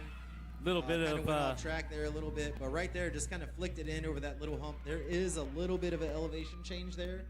It's pretty fun to drive on, actually. And with the white car being a 4-door, it's like twice the length. Yep. So you got a lot of weight transfer and momentum going over there. You know, all drifting is a lot of physics and stuff like that. Weight transfer, shifting weights around.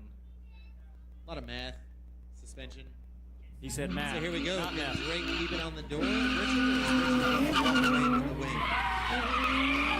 Right there, Drake trying to dive in. He had a little bit of a sketchy initiation, but ended up coming out and showing it. It's weird. That car looks so small compared to the G. Looks like it could fit in the back door. There we go. Drake keeping nice proximity back through there. You know, both cars running a little bit of a mid and shallow line, but you know, they're not, neither one of them are high horsepower. Even though the Miata's got a turbo, still just not certainly making under probably 250, anywhere over 300. probably 220. Yeah, If that. probably mid to low 200s. All right, judges deliberating, watching the replay, making sure they're getting the calls correct. See here there, Drake. Spooling up the little turbo, letting you know he's waiting, he's there. The judges are still deliberating. They're watching the replay there. Now they're deliberating to see what they were going to do. And Looks like Drake Carter Carter getting the win.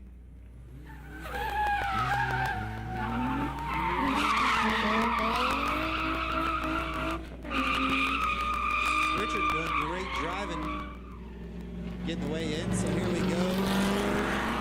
Wade Smith, your first place in points.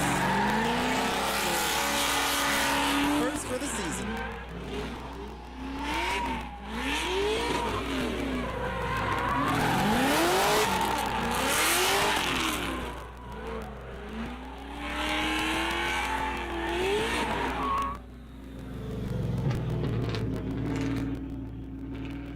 I'll let you know though when that goes.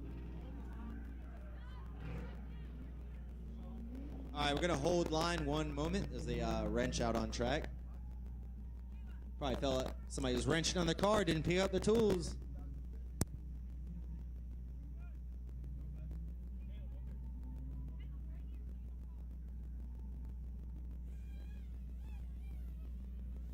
If that's a Snap-on, it's mine. It's probably worth about $700. Left side of the bracket, moving on to the top 8. Left side's Going complete. to have Derek Gaskins versus Devin Bruce. Second pairing on that side going to be Drake Carter versus Levi Kodwitz. Another team battle, so all part of Quick Death style. Here we got Wade Smith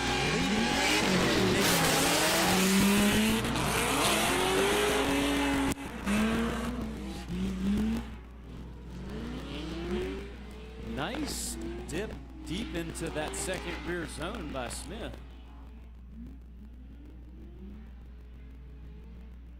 McDuffie's staying pretty good with him, though. Good amount of smoke coming off the cars as well. Putting on a nice show for us. Yeah. All right.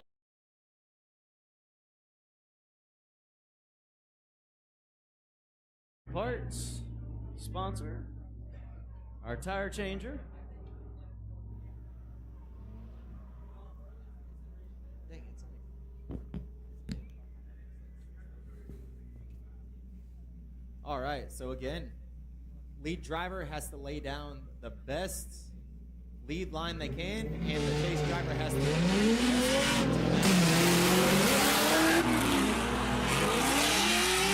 Nate throwing it in hard. Wade is going to try to fight for the championship, so he needs to advance. So this is where the money will be had on this battle right here. Wade having to check up a little bit because well, he's so making it look smooth. Hopefully though. Wade's lead run can he's do a lot better because McDuffie just put down a pretty good lead line himself. Yeah, he kind of got choked up, but he seemed to do it in a pretty smooth manner.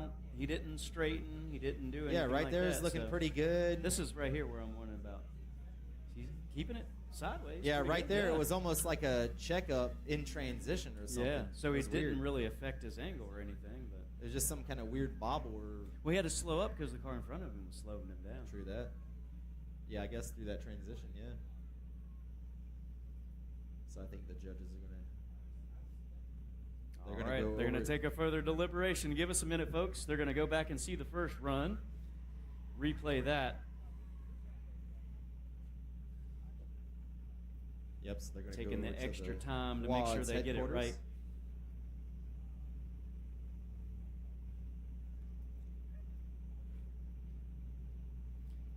And big shout out to all our staff, all the drivers, all the sponsors. We got some really Yeah. good ones, you know. Go Check ahead. out their stuff if you don't mind.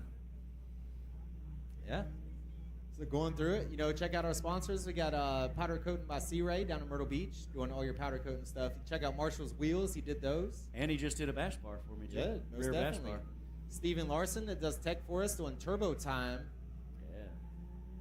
Doing not only one sponsorship with us, but also doing the Underdog Award as well. New for this year, ECU Masters. If you need a standalone ECU, go check them out. All different types of applications. Fortunato coilovers, hand-built suspension. You can send them back and get them rebuilt, stuff like that. Super good quality. Have many, many different options and varieties on that. Bridge Moto coming back this year. All of your safety needs. They're all contributing to the season prizes. So I'll go through the season prizes here in a minute. So then after that, we got Stage Wheels. Pretty awesome wheels. You know, Bill Stage over there hooking us up, helping us out. A lot of drivers out here are already driving with those wheels, so that's cool to see. So we got Cruisin' Auto and Performance out of Fayetteville, North Carolina. All your performance needs, work on your car. You got Dyno, Yeah, Funky Fayetteville. Dory Designs, Olivia Walsh, and Rocky Hansen. So they called Wade Smith for the win after the judges deliberated long and hard.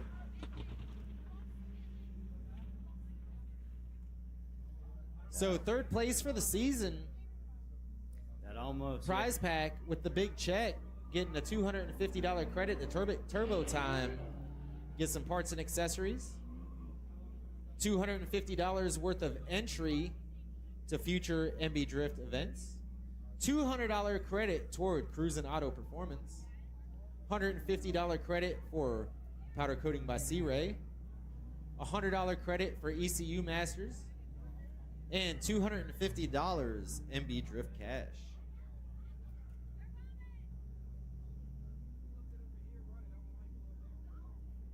Up next to the line, we've got Taylor Walker and Andy the Wish LZ, Andy the Timu Wright. LZ, Lacoste Row. Or Lucas Wright, one of the two. Yeah, I always mispronounce everybody's name. But people Yeah, pronounce you my could be last right. name, I don't know. and it's easy.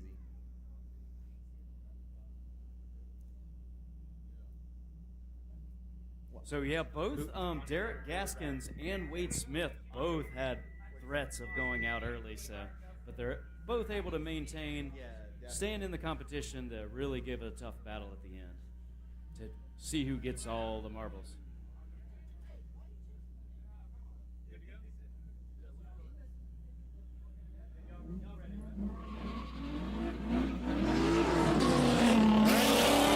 Taylor Walker leading Andy Wright.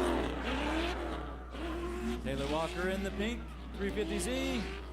Andy Wright in the BMW with the red and white yellow stripes.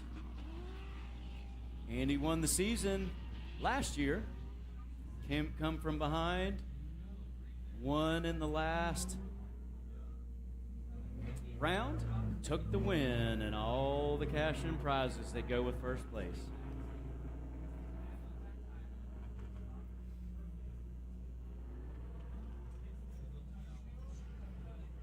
All right, some good runs by both drivers here.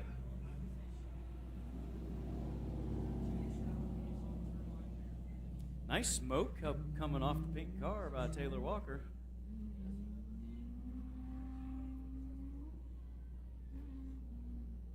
Taylor Walker, I believe, the only female competitor in the competition today. Yeah, I believe so. Seen a few in the past. Yeah. It's always cool to see.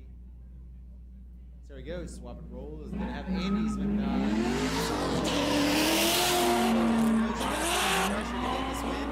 coming in pretty nice on entry, man. Keeping it nice and consistent through there. She knows what she's doing. She's gonna have to stay in power and try to keep up. Yeah, I'd say he certainly has a little bit of a Get that power flicking and advantage. trying to dive in, but this looks like got to that one point and couldn't maintain gain any ground. Just a quick reminder, in between top 16 and top 8, we're going to re-chalk the course. Yeah, we'll go for another short commercial break. If you got to hit the restroom, grab a drink, get another round, whatever the case. Appreciate you tuning in with us today. Yeah, absolutely. Andy Wright. Right, Gets getting the the win win. as the microphone falls off my head.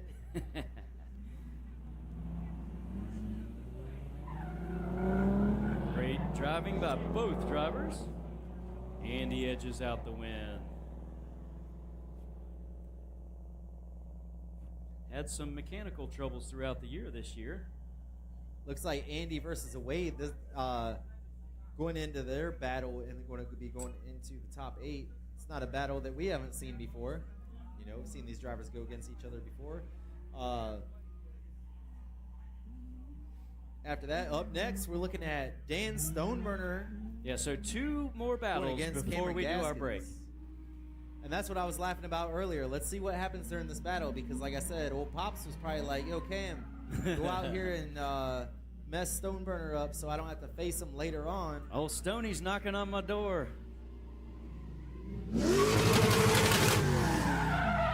There he is, 3rd place in points for the season. Dan Stoneburner.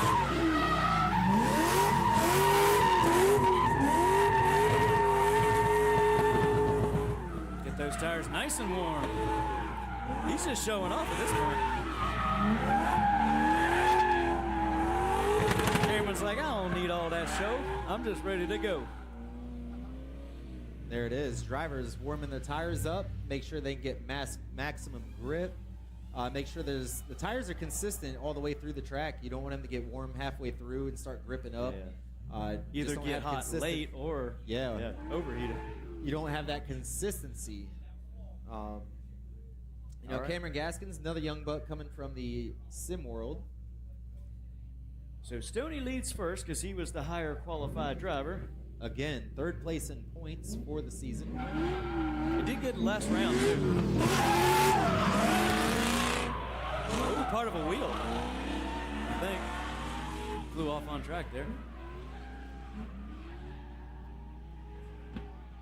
I'm just watching right now. Stoneburner coming through. Looked like Cameron kind of got out of sync right there. Kind of lost Little bit of rhythm. concentration or whatever.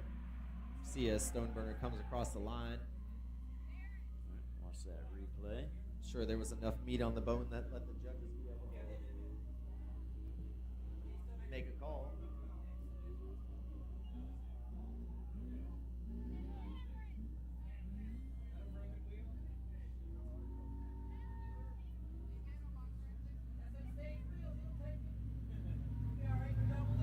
All right, there we go. Still holding there for now. He can't change. Just Unless he takes his point. five They minute just picked timeout. up a piece of Cameron Gaskins' wheel. As long as he's holding air, he's Stage fine. Wheels, one of our sponsors. You know it's a tough wheel because it didn't debead or nothing like that. Oh. Oh, the stage wheel broke the other wheel. I got you. Oh, broke Stone. Was there contact then? Oh. I didn't even realize they made contact. Oh, they made contact right. I saw something spit off right there, but I didn't realize they made contact either.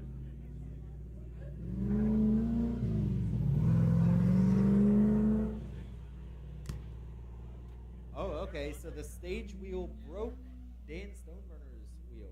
So that goes to show how the quality on it right there. Don't play no games.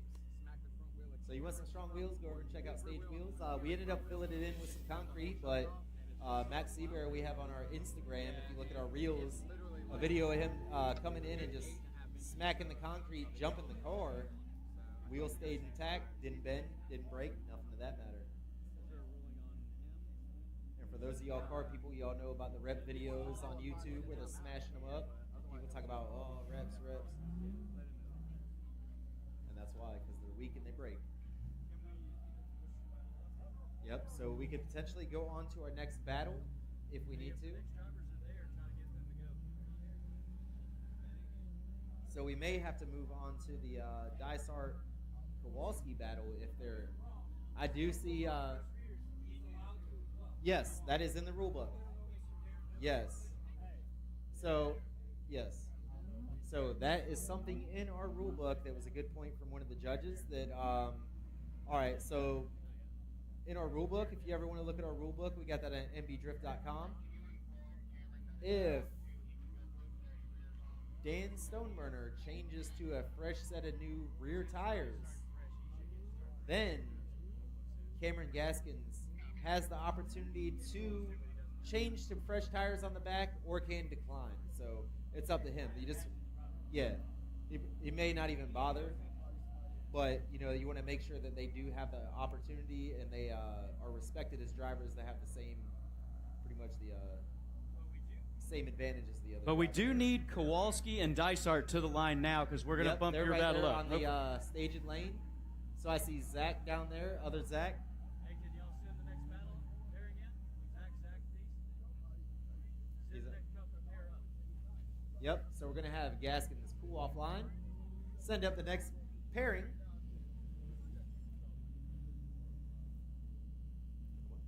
All right. Dysart was the higher qualifier. He was 11th. And Kowalski was, I think this is maybe his first round. I'm not sure. But he was in the 27th position today. So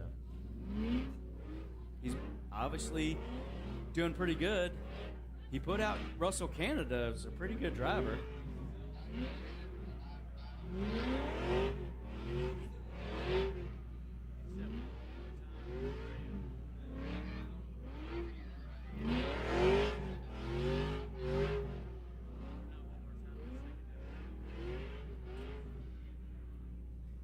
All right, Dysart with the nasty Mustang. Got his tires warmed up and ready to go. That thing is a beast. Got some power.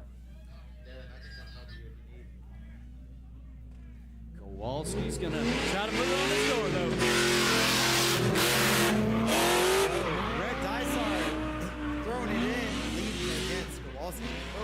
Over-rotated a little bit. Good Kinda job trying to went a maintain little- proximity, but that raw power, listen to that thing scream. You can't really keep up. Got a gripped up machine, coming behind it with a little bit less power. But Dysart also cut line on that Yep. second outer. He was on the inside rather than the outside, so that's going to be a line deduction there. And that would make his fast car even harder to keep up with by the follow driver.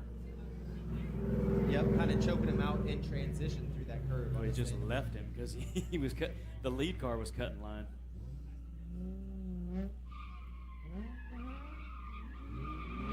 All right, now Adam Kowalski gets the lead, and Brett Dysart's going to chase. Yep, so we'll see. The judges, I'm sure, have some notes from the first battle. They'll put them into this one and see who's going to take it. Kowalski kicking it in nicely. Back a little bit and diving in. Kinda Slow push the front transition wheel by understeer Dysart. a little bit. Tire Kowalski. drop by lead driver Yeah. Adam Kowalski. Oh, there it is. Nice save. Nice save. Don't crash up our American flag now. We need that thing next time. Yeah. That's what we Yeah. did no, our that- national anthem too.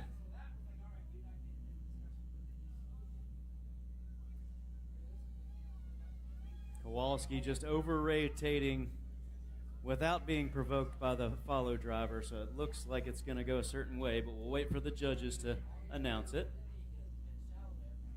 Yeah, so it seems like from my opinion and the judges, it seemed like if Adam would have had a clean Yeah, chase if he would or have a finished that clean run out, on he that might have had last it. run, he would have went with the win, but sealing the deal with the spin. So the win is gonna go to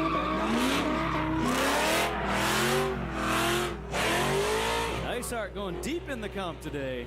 Yep, Brett Dysart going to the top 8. I All believe right. this is the second time in the career.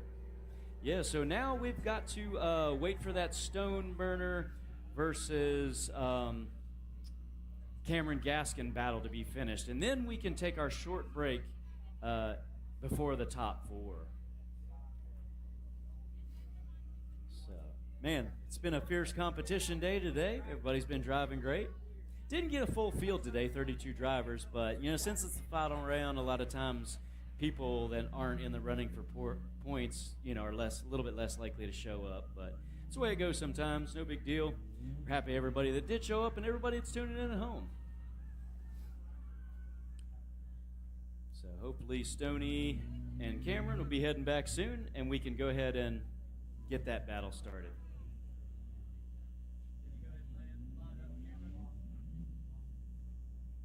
Hey. Hey. Remember, he's on lead this time.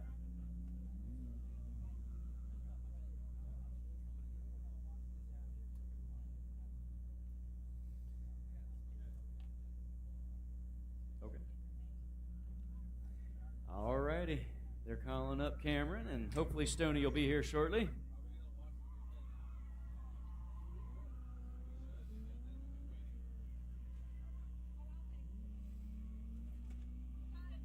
All right.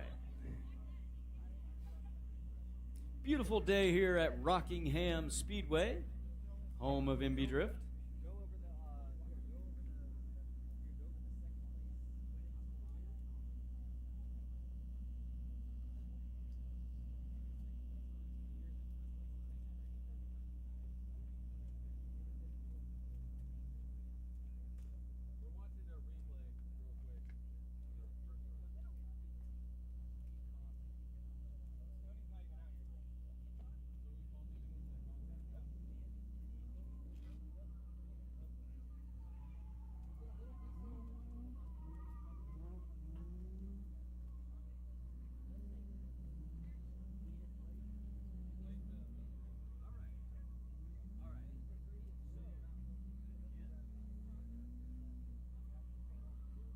All right, so again, we're thanking all our sponsors here. Obviously, we've got our first place checkup here, MB Drift 2025 Small Tire Drift Series. We've got Fortune Auto providing a set of coilovers valued at $2,000. Turbo Time is giving product values of anything you want that he sells, which is quite a few different manufacturers, $1,500. Stage Wheels, getting a set of wheels to the winner. Cruisin' Auto, $800 in dyno and tuning services. ECU Master giving a $500 gift certificate. Hunky Dory, $300 in design money. And then Bridge Moto with the $100 gift certificate. And MB Drift Cash, $650. All right, looks like Stoney's up. We're going to finish the second half of this battle. Get it going. All right, as you can see here, second place. We'll hold on a minute for that.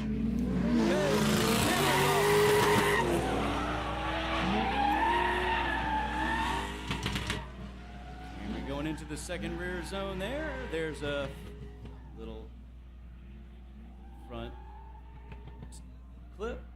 and then into the final rear zone and around the final turn. Cameron kind of getting a little bit of a gap there, but if he was deemed at any kind of fault from that previous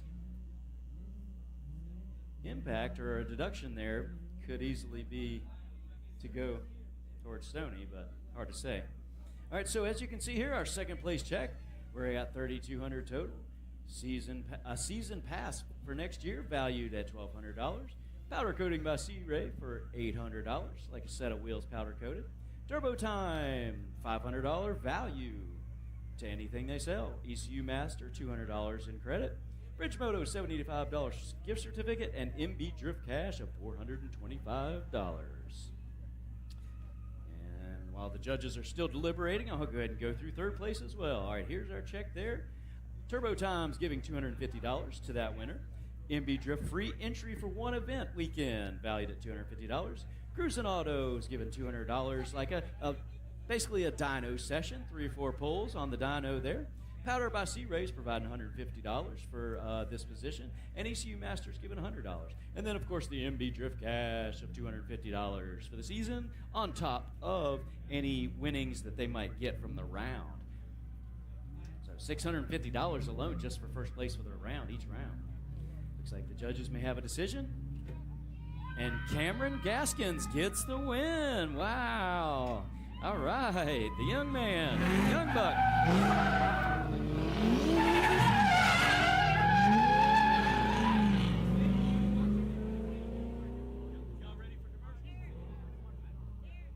All right, so we are going to take a short break and get our lines reestablished for all our boxes that the judges are going to be judging, and then we'll see you back in about 5 or 10 minutes once we get those cleaned up. Shouldn't take us long at all, and then we'll get straight into that top 4 battle. See you in a minute.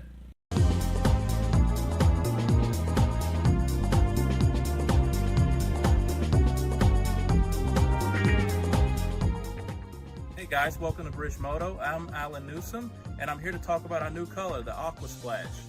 So this color is obviously very, very vibrant. It derived from a lot of our customers wanting to see a turquoise and a teal and a seafoam green kind of combo. So what we did is we blended all those colors in together to bring you a color called Aqua Splash. It is another custom color exclusive to Bridge Moto only, reached at bridgemoto.com. So definitely get on our website, check it out. But I'm here to tell you about all the harness options in our new color. So let's get right into it. So what we have here is our Tsukuba model carbon seat dressed with a new seafoam green. And this is our 6-point 2-3 Hans application belt. Some unique features of the 2-3 6-point FAA belt is that obviously it has the 2 inches here on the upper shoulders to slot better with your Hans and neck restraints, and goes down to a 3-inch for a little bit firmer placement below the waist. However, something you'll notice that's different about our belts on the Seafoam Green and all of our Hans 6 points is that we actually use 2 inches all the way around below the waist so that you have better fitment and adjustment when tightening. Actually, the 2-inch belts firm up and tighten better than the 3-inch belts when it comes to a race application. That's why you'll see a lot of this used in FAA regulated racing nowadays. Another thing that we do is that we utilize the black hardware for a nice, clean, a non-controversial look. And we actually put quick release and pull tabs in the red you'll see here, as well as adjusters right at the cam lock so that you don't have to worry about getting out of the car to adjust the belt ever again. That's a thing of the past. Another thing I like to talk about is our toe straps. So our toe straps are available in 14 or 15 different colors, and you can actually adjust it as long or as short as you want. These are tested up to 5,000 pounds. And the cool thing about it, you don't have to hard mount it, although you have the option to. These are actually designed to be removed and wrapped around your roll bar for a hardware-free mount and full adjustability. So definitely get on bridgemoto.com, check out our new seafoam color / turquoise / aqua that we call Aqua Splash. And you can get that in a 4, 5, or 6-point option, 2 or 3 inch, as well as a toe strap today at bridgemoto.com.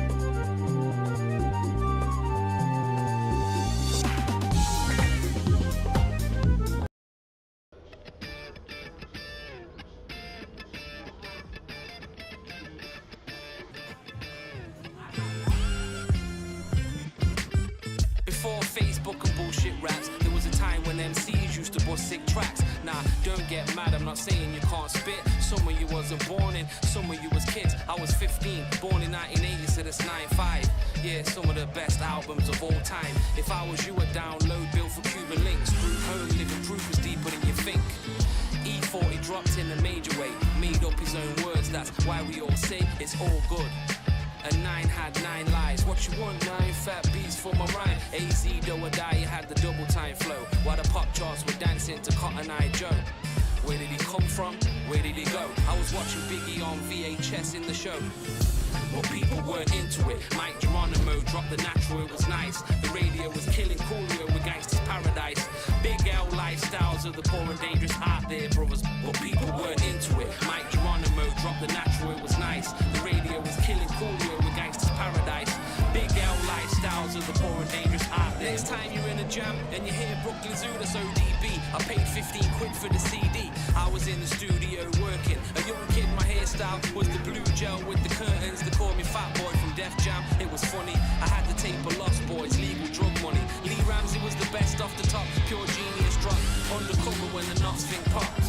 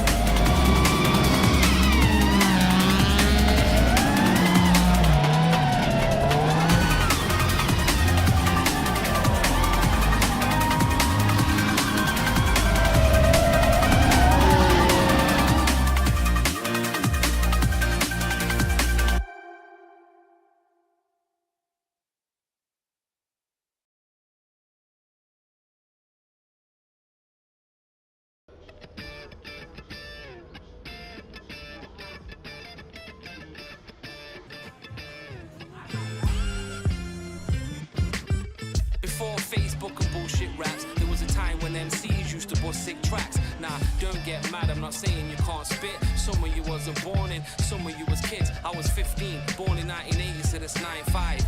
Yeah, some of the best albums of all time. If I was you, I'd download Bill for Cuban Links. Group home, living proof was deeper than you think. All drivers, the track is chalked. We did put fresh chalk on the track.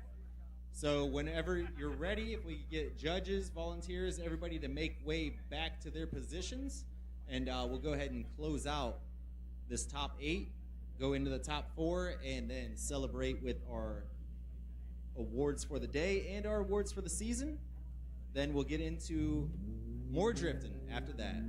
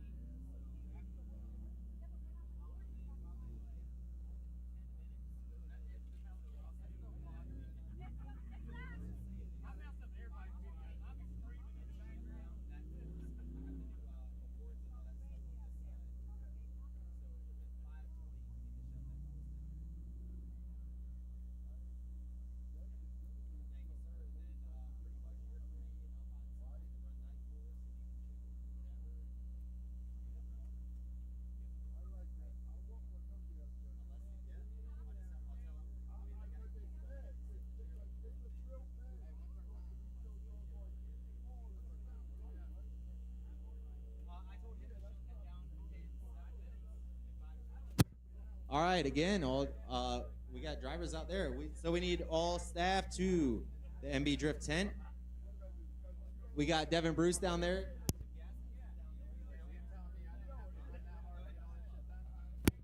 All right, so we're gonna have the drivers go ahead and pull out on the track.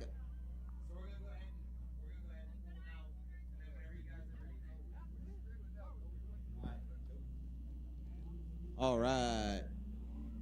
So go ahead and get our judges in place.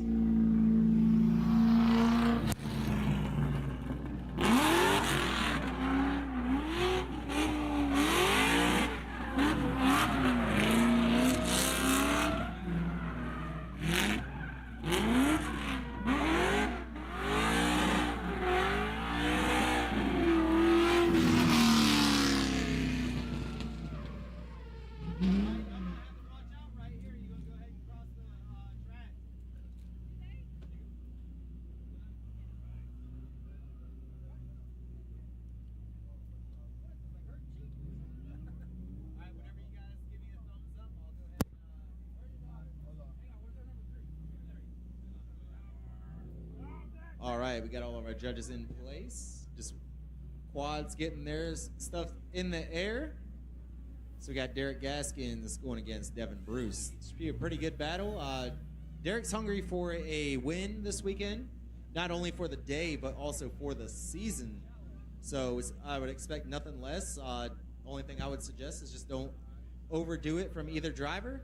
So the MBK is ready, the eyes in the sky. So as soon as Brian swings that flag, we should be ready to ride, man. So here we go. Sending them.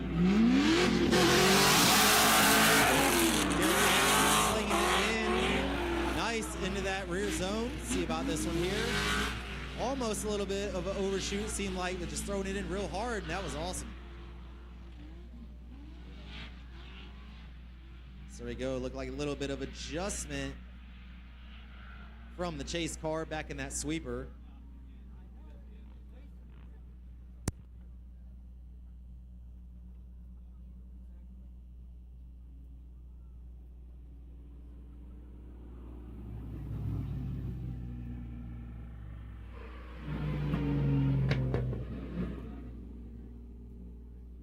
Check. There we go.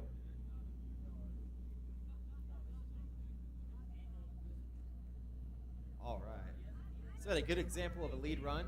Derek just letting it hang wide open.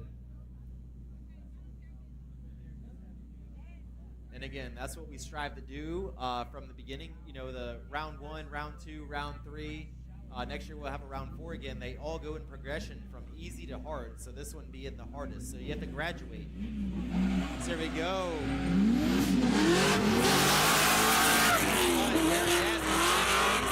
Put it on the board. They need. Oh. Derek's going to try to prove that he needs to move on to the next ladder of the bracket. Devin says, yo, I'm driving good today. I'm going to keep the momentum going right there. It seemed like just a little bit of almost like a straighten up situation. Kind of seemed like almost even in chase. I don't know if it's running out of power or whatnot, but it seemed like there's like always that little correction right there. But either way, still, with aside from that, still awesome lead run. Derek Gaskins and chase was, you know, I felt could have been a little bit closer in certain areas, but definitely keeping the proximity there, keeping the angle, matching the speed. So there you go in the live stream. You can see that kind of like that little bobble.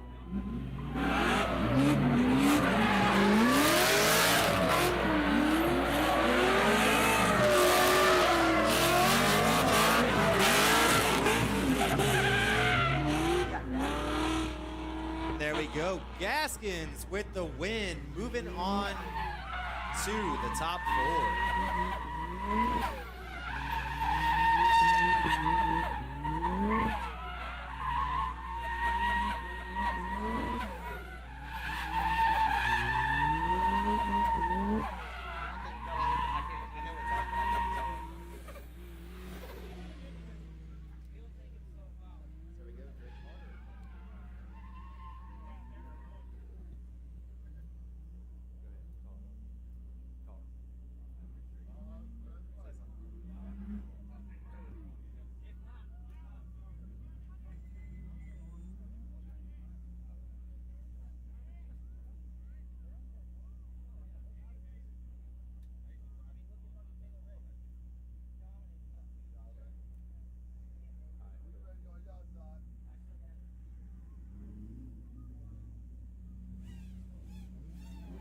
Go, Drake Carter. Lead Levi Coppins. Oh, big angle trying to get in there to get in that pocket. Very nice coming around there. Both drivers, a little bit of a correction, but dude, look at that. That was an extremely close transition. Dude, that was money, man. Just maintaining proximity. Just a little bit of a correction, but it benefited in the end. There we go. We got Drake a little bit shallow in that first one. A little bit shallow in the second one. Hitting the third one. Yeah, look at this transition. That's into good. the 4th rear zone, keeping it inside the box. Almost having the whole car inside the box in the first time. You know, that one is a little bit wider because it is a little bit harder to reach at some points. Yeah. Obviously, it kind of makes it a little bit fairer for everybody. It's just you get the recognition from how deep you go in there. So there we go. Levi going to be in front. Drake going to be in back. Kind of cutting line in the initiation to get in there, to get in that pocket, to maintain proximity coming through. Nice proximity coming through that one as well. And it looks like it's going to be kind of a mirror image of a round, just both drivers kind of keeping it right on the door. You know, it all comes around. You got to have a good lead to have a good chase. Both drivers defining that very well, as we saw from both drivers' lead.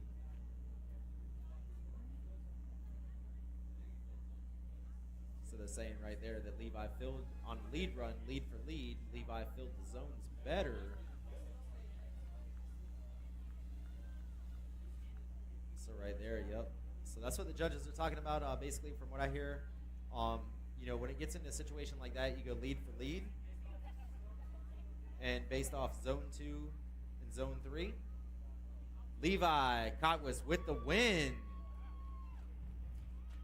The Young Buck taking out 2 of the teachers, the veterans on the team.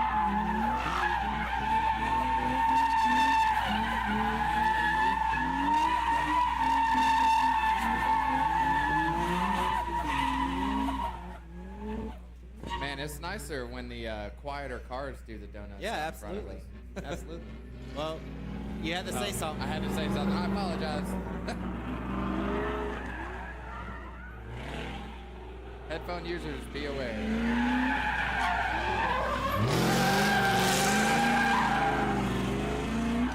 All right, so we got Wade Smith going up against Andy Wright, champ from last year. Andy dealing with some engine issues over the course of this season, but seems like he's got the car dialed in. We found a little rocker arm that was kind of turned a little bit sideways. Got that figured out. Yeah, and if Wade wants the championship in points, Wade Smith has to win this battle Oh, yeah. against last year's season champ. So this is going to be a tough battle. I ain't going to say nothing about none. We'll just let it be in the driver's hands and see how they handle the situation. Here we go. Making sure Wade doesn't get too far away from him. Let that rolling start off really, really good. Good timing there. Andy really doing it to keep it up as close to Yeah, and Wade as Wade putting possible. down first half of the run, wasn't too deep in the zone, but following suit, once it was enough to let the car open up and eat, seemed like there was a lot deeper in the zones. So on that first one, was in the zone, but wasn't too deep. But then everything coming around from 2, 3, kind of a little bit shallow on that, and then 4 was extremely deep into that, almost riding right on the edge. On the Yeah, first he's half. doing everything he can to make sure he stays out of that smoke. I've driven behind Wade before, and you Yep. can't see anything when you're behind him. Especially being as slow as I am, you're just in nothing but smoke. Yeah, you're I just know. hoping that Man, you have the got- muscle you can't memory even to keep stay in the yourself pocket. track. Yeah. So here we go.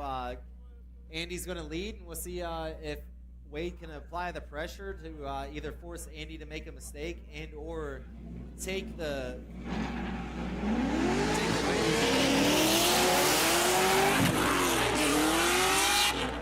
Good. You can tell Good Wade's driving initiation style into has that changed first over half. the season in chase.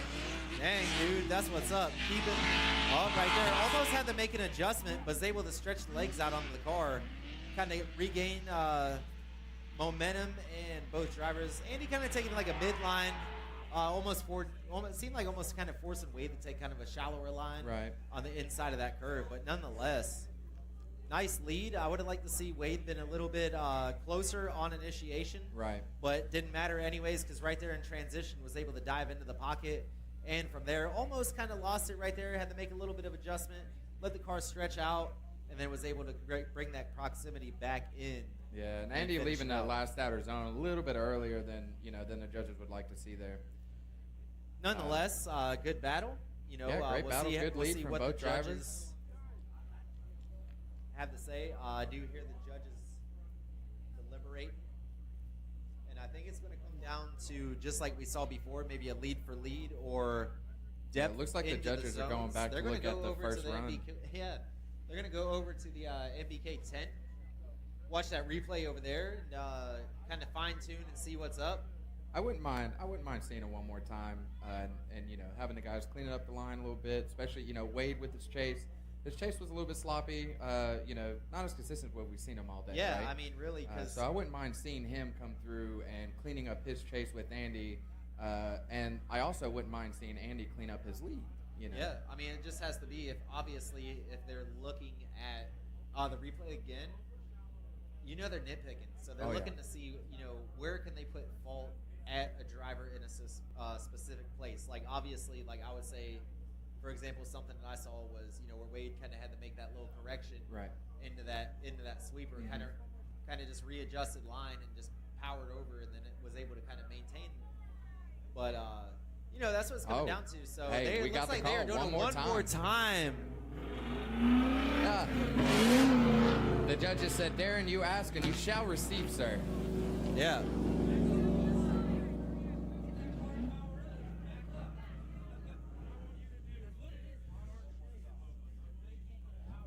So, can we get a comment from the judges as to why we're choosing to go one more time? What was our fault here? Yeah, you guys got me? Yeah, you're good. All right. So essentially, they both had mistakes in their lead. They both had mistakes in their chase, different parts of the track, and essentially the mistakes equaled out, where there was no clear winner, and it was a good battle too. So Yeah. let's watch Okay. it. Yeah, Sweet. I'll watch that again. Yeah, I'm happy to watch it again.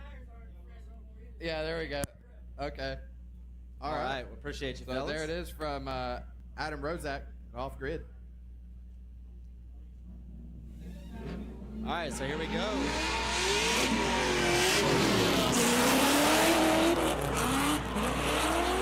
Wade getting real nice into that, dude. Zone, So yeah. deep.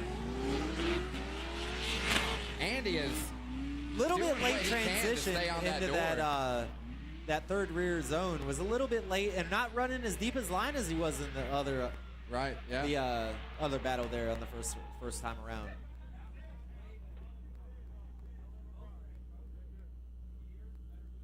Yeah, as we come into this first out of zone, Yeah, both so drivers that's what I entered see. really, really healthily. Yeah, Wade did way better in rear zone 1. Yeah. Kind of Little late shallow transition there. in 2, late transition there. And then yeah. a little bit shallower into 3, but, you know, still into the zone, not as deep as it was. And then he also almost left the zone almost early. You see, he got real shallow as he was coming out yep. at the end and of that then last Andy zone there. just following suit, riding lightning.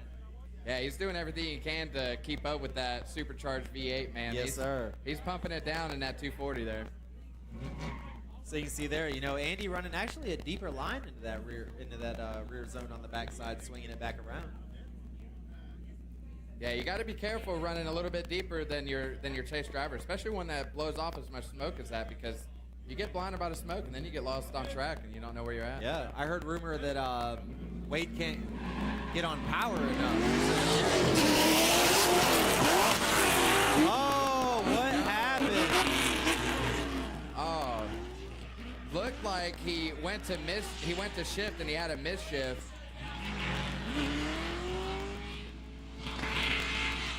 Dang, dude. That's disheartening right there. You hate to see that. Extremely. What you need, Marshall?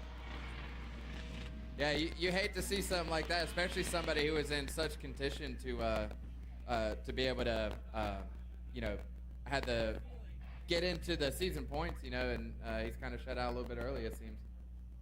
So yeah, I'm wondering if there was a transmission issue or a gear issue. Yeah, so to make it official here, we got Andy Wright with the win. Yeah, Andy Wright with the win. So unfortunately, you know, Derek Gaskins, and I feel like I cursed it because I heard the judges say Wade has to win. The announcer's curse. And then I said it. It's your fault, Zach.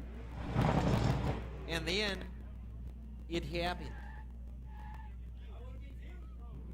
So Andy. Now, also, if we remember last year, Andy came back and won. We had a doubleheader. Doubleheader. Round 3 on Saturday, round 4 on Sunday. And took first last both year, days. Andy ended up taking first both events and then ended up winning for the season. Yeah. So I don't think he'll quite be able to do that. he this ain't gonna time. win for the season or get in there, but it'll definitely bring him up from the 10th position into maybe might bring him up the top. Oh, it was just brought to my attention that there is a high possibility for a father-son final battle this Oh, evening. no way. So yeah, actually, We got Cameron Gaskin, who is in the lead line right now, getting ready to go battle against Brett Dicehart. dang, Cameron took out Gaskin or Stoney. He did, yeah. No way. I must have just stepped away for that. Holy cow, dude. Dang on.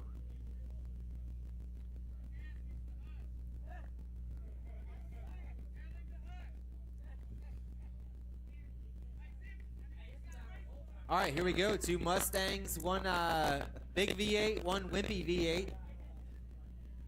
Is it a V8? I thought it was V6. It might be a V8. I guess it is a V8. Yeah, I think it's 4.6. Oh, okay. Yeah, two Mustangs enter. One Mustang wins. Yep. Again, another case of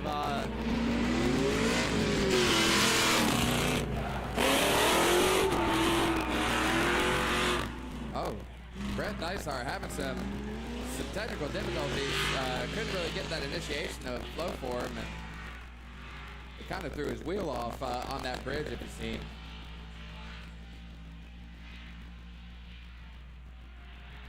man. I just Yeah, love the it's- sound of that car coming off the backs. Yeah. I love the sound of that car just bouncing off the back wall over there, man. That's what's up. Yeah, you can see the way Brett Dicehart initiated into that first zone following Cameron. He just initiated way too early and way too shallow, and whenever that happens, it can misjudge you, especially going across that bridge. It's a tight area, and if you're beelining into that across that bridge there, it's too much grip, and with that outer zone coming up, you're at risk of causing some pretty good casualty. Yeah. So we'll see they'll switch it up and see what happens, man.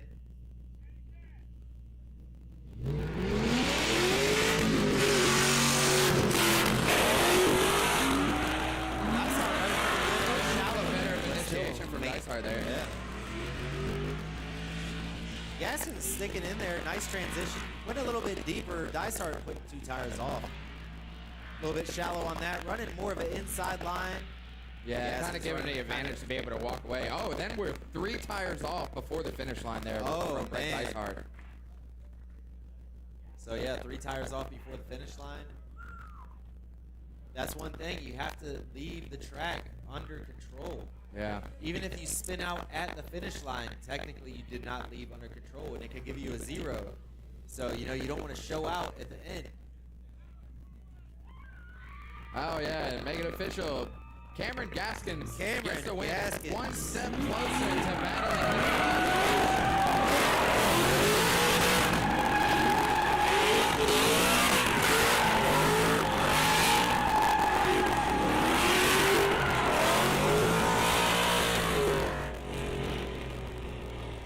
So we got a father and son in the final 4.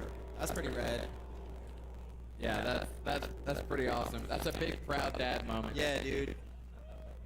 Father and son in the final 4. Crisscross on pattern, so there is the potential that they could be against each other in the final.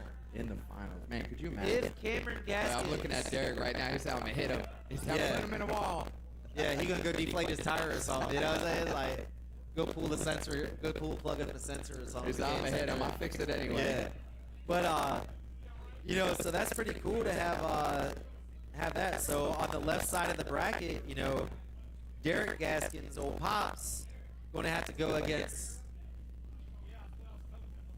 Well, right here too in the finals, 2 sim drivers, two traditional drivers. So you got Derek Gaskins on one side of the bracket, Andy on the other side of the bracket, both traditional drivers, which I say traditional, learning how to They drive started by- in vehicle. So I'll say starting out in car. Yeah, correct. No sim. Right. Okay? Then you got Levi and Cam.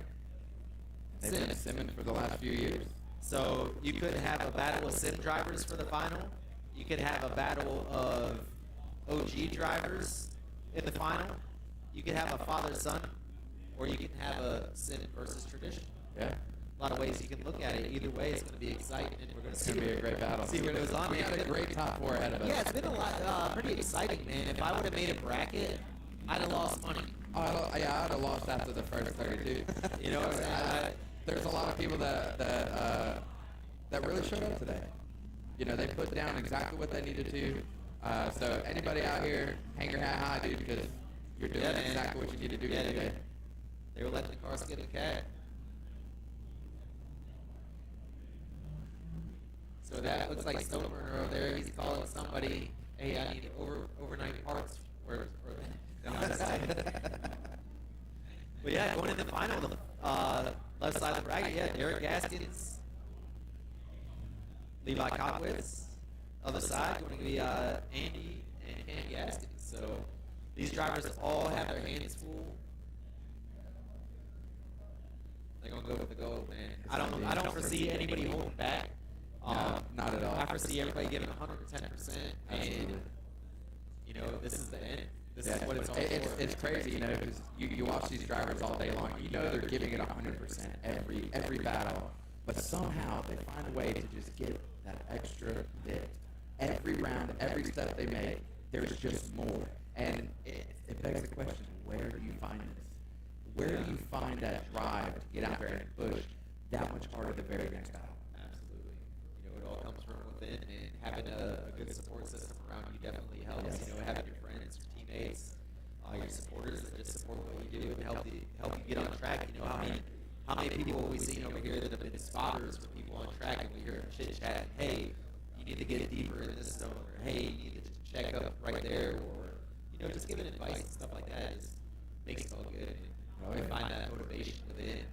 You know, like I said, I feel like having a good support system behind you definitely makes it a lot easier. Absolutely. Push that, which we can say anybody that knows the driven community knows that that's already part of what we're doing.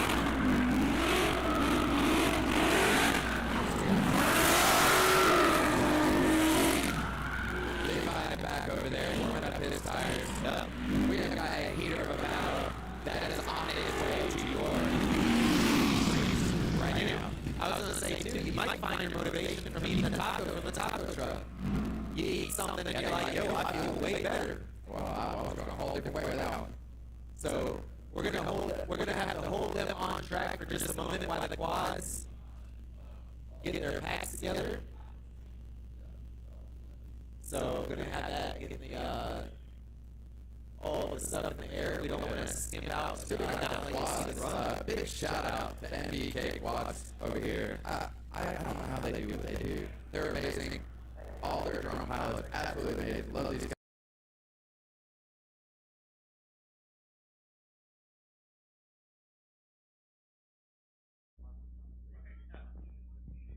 All right, we are good to go. We got Derek Gaskins in the lead. Levi in the chase. Center zone, taking it across the bridge. Levi's doing his hardest to keep up and stay in that pocket Yeah, but of not doing Derek too Gaskins. bad of a job, though. Not doing too bad of a job. No, he's doing a good job. Until right there. Yeah. Announcer's Oh, curse. Oh my gosh. And we have one tire going off track and then sending Levi off the track. Now, here's the thing. Derek Gaskins was already on his way off the track. Did he lead Levi off the track? Because he is following Derek's line and he's trying to maintain that pocket. Yeah, but I think that he might have been too, well, let's see, because he might have been too far away that it wouldn't even matter. That's also true. Yeah, he wasn't If he close was so enough, far right? back, it's like, hey, you're already off. He was He spun. had already spun. He spun before Okay. that even So happened. that answers that question. So it looks like Derek is going into the second half of this battle with a major advantage. Yes. Yes. Yep. So right there, straight from the judges' side, if Levi would have maintained that run, he would have had the advantage going into the second half. It's easy to say when he spins out, but that's the name of the game. Yeah. You know, Derek Engelstall entry, and then you have the dirt drop. Oh, and Engelstall in the two also. So Derek having 2 points against Engelstall, so you know that could have been.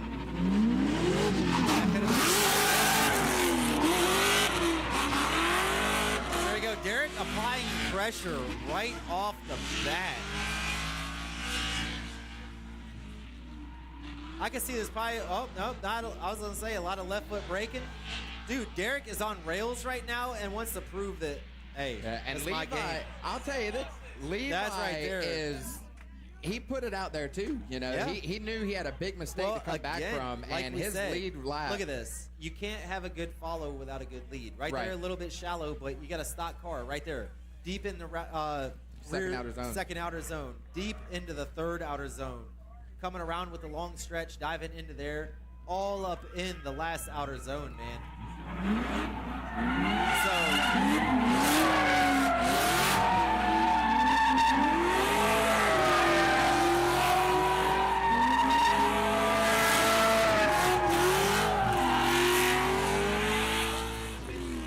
So right there, Derek Gaskins getting the win. You know, just like the judges, and I reiterate what they said. If Levi would not have spun out, that would have probably been with that lead line. Probably Levi probably would have went home with the win on that battle. But again, that's just what happens in the world of drifting. One slight mistake, even one tire off, could make or break your run. They can, yeah. Because it comes absolutely. down to that. When it comes down to the way these judges have been meticulously picking apart some of these battles, Yeah, just the to technicalities get a driver of it. to Yes, win. sir. You know, so And that's what you got to do. You got to break simple it down mistakes into the will make or break your run. technicalities. So again, like Adam Rozek, Josh Calla, Paul Smith down here judging, got the hardest job in the house, man. We might have long hours on track setting up, maintaining track, but they have, you know, the hardest job because they're having to, you know, judge these drivers and then have drivers come up to them and, you know, ask for feedback, ask why they lost, protest, whatnot. So, you know, kudos to them. If you see them, just give them a thanks. And, you know, especially, too, with all the volunteers on track, just give them a thanks. Support your media. Support the sponsors. You know, Drift World is Just pretty support awesome. And just support drifting. everybody, dude. Yeah, support You know? drifting. Keep Like I it. said, drive keep it every live and track alive. you can, meet everybody you can, have a blast. That's what we're all here for, man, having All right. fun. Here we are. Andy Lacrosse right in the lead. Cameron Gadsden's getting a little bit left behind there. Not sure exactly what's going on with him. Andy putting down a good lead run here, filling that box pretty well. Cameron Gadsden was still he? just kind of hanging out in the back there, trying to do his best to keep up. I think he wasn't ready. I think he was kind of caught sleeping on the line a little bit. I think if he'd have done his rolling start, he might have it might have helped him out a little bit. But yeah, he kind of got absolutely. left right Cam from the got jump. left right there. You know, he was late to the party, and Andy filled the box. So looks like Andy had a good line all Andy's the way just through. looking smooth. His lead run's just smooth. Like you Yeah. don't talk about rails. That I don't know. If there's any rubber underneath there. I'm pretty sure he's on train tracks right now. Right on, man. See, and that's something too. If Andy could have been driving like that all season, where would we be at points today? Yeah, he wasn't in was- this car Yeah, all our season. masked driver Yeah, has revealed himself this drove event. Larson's Subaru, Steven Larson's Subaru, and then the white. Gaston with good initiation to that first outer zone. Taking it across the bridge there. Full box on that outer tube. That looks great. Andy keeping it nice and tight against that door. Gaskin's doing everything he can to keep that car exactly where he needs it to be. Andy Wright just hanging out at his door all day long. Says, hey, I'm coming to the end. I'm going to face your father.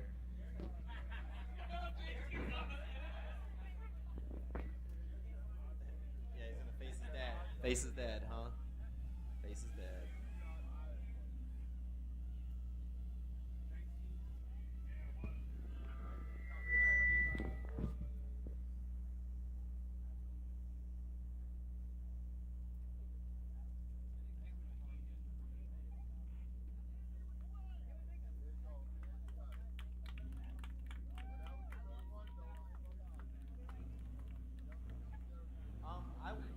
If we can find Marshall To make it official here, we've got Andy Wright with the win.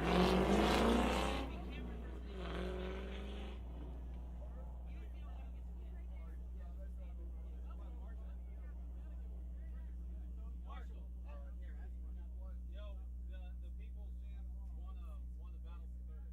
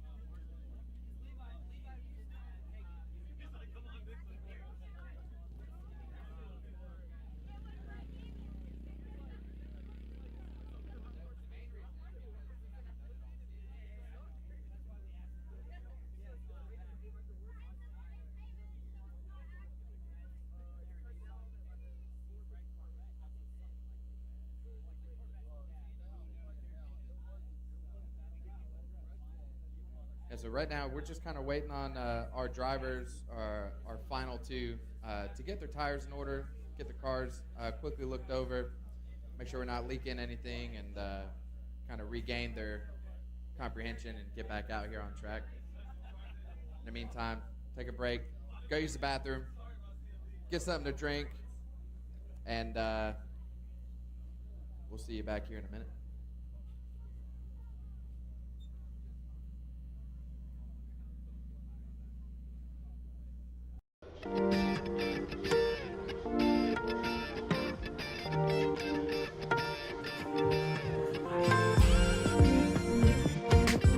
Before Facebook and bullshit raps, there was a time when MCs used to bust sick tracks. Nah, don't get mad, I'm not saying you can't spit. Some of you wasn't born in, some of you was kids. I was 15, born in 1986, 95. Yeah, it's one of the best albums of all time. If I was you, a download built for Cuba Links. Permanently roots deeper than you think. E40 runs in a major way. Being up his own words, that's why we all say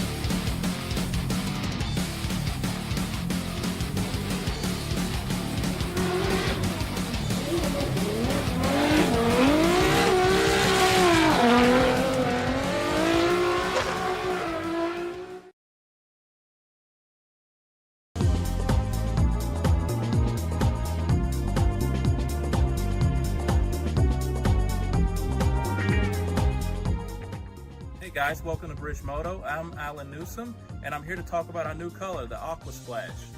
So this color is obviously very, very vibrant. It derived from a lot of our customers wanting to see a turquoise and a teal and a seafoam green kind of combo. So what we did is we blended all those colors in together to bring you a color called Aqua Splash. It is another custom color exclusive to Bridgemoto only, reached at bridgemoto.com. So definitely get on our website, check it out. But I'm here to tell you about all the harness options in our new color. So let's get right into it. So what we have here is our Tsukuba model carbon seat dressed with a new seafoam green. And this is our 6-point 2 to 3 Hans application belt. Some unique features of the 2 to 3 6-point FAA belt is that obviously it has the 2 inches here on the upper shoulders to slot better with your Hans and neck restraints, and goes down to a 3-inch for a little bit firmer placement below the waist. However, something you'll notice that's different about our belts on the Seafoam Green and all of our Hans 6 points is that we actually use 2 inches all the way around below the waist so that you have better fitment and adjustment when tightening. Actually, the 2-inch belts firm up and tighten better than the 3-inch belts when it comes to a race application. That's why you'll see a lot of this used in FAA regulated racing nowadays. Another thing that we do is that we utilize the black hardware for a nice, clean, a non-controversial look. And we actually put quick release and pull tabs in the red you'll see here, as well as adjusters right at the cam lock so that you don't have to worry about getting out of the car to adjust the belt ever again. That's a thing of the past.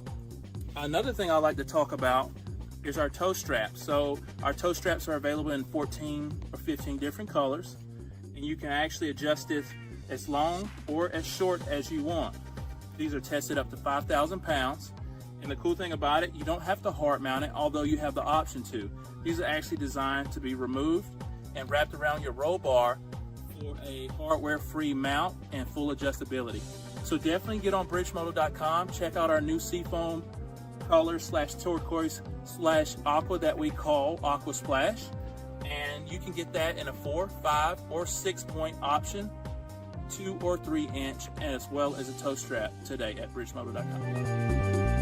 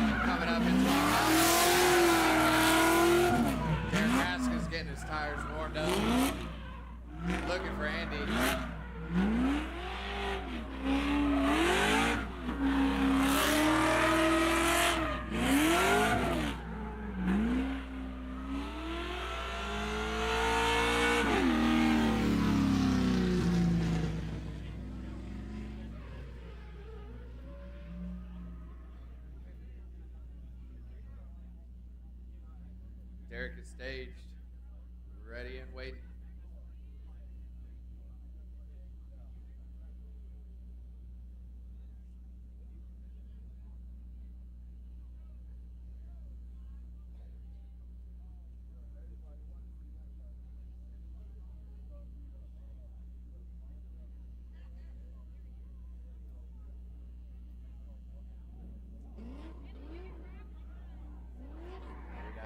background there, getting his tires nice and warm, getting ready to send it out for this last battle. Again, before we get into this last battle, I want to give our sponsors a big shout out. Big thank you for showing up for us all season long.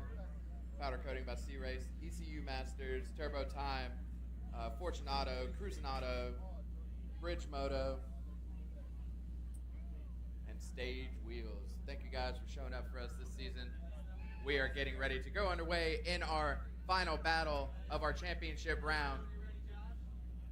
Who do we have? Waiting on quads. Waiting on quads. All right. I'm excited. I'm pumped. 2v8. So 2v8 Senator this chat. is the battle Mr. for Corvette. Derek. We're trying to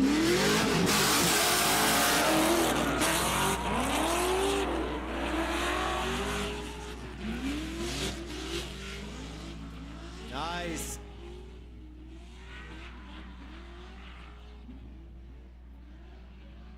Silence out here. Everybody's Yeah, it is very diligently quiet. watching exactly what is going on the show right Very now. quiet out here. The suspense. I watch the TV.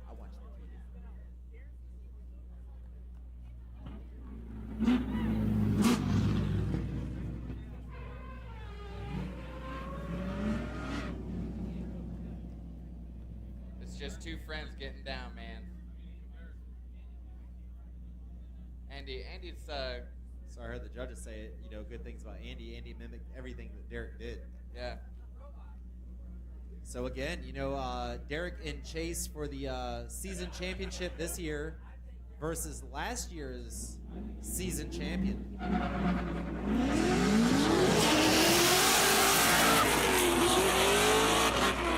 we go. Andy running a nice line on there. Derek kind of running a little bit shallow on that rear zone one. Again, a little bit shallow on there. Just trying to get in the pocket. Andy looked like running a little tire off, but Derek got very good proximity there, almost touching just a moment. Wow, that is something right there.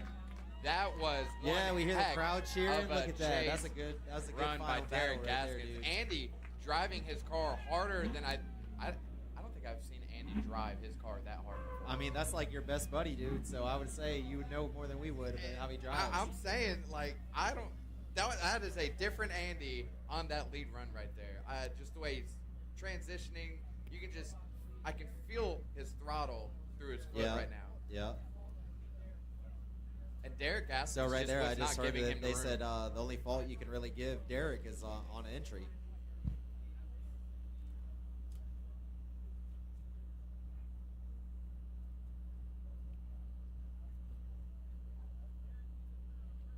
So I don't know. They might have it one more time. They might not. I don't know.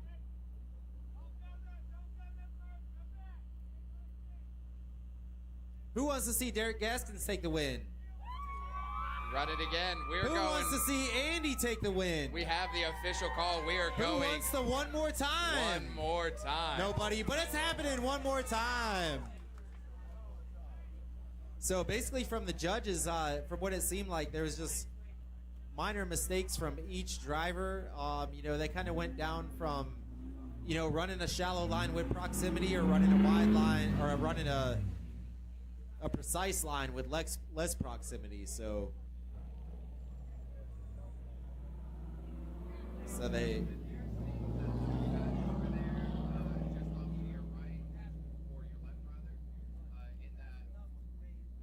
Yep.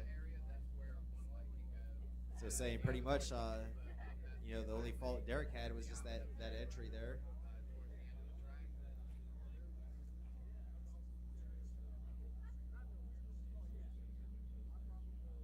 All right. So again, once we get through with this this battle, we're gonna do our points for today. So we'll do our round 3 winners right here on the front stretch. And then we're going to continue after that at the MB Drift Camper to do the season awards. So again, we'll do round 3 winners here on the front stretch, followed by season points over here at the MB Drift Camper. So, what, John?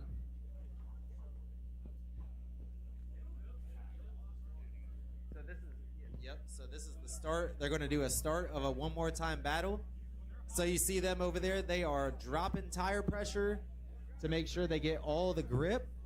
I heard somebody say that was a risky move, and that's how you're going to break an axle or rear end. Derek is known for.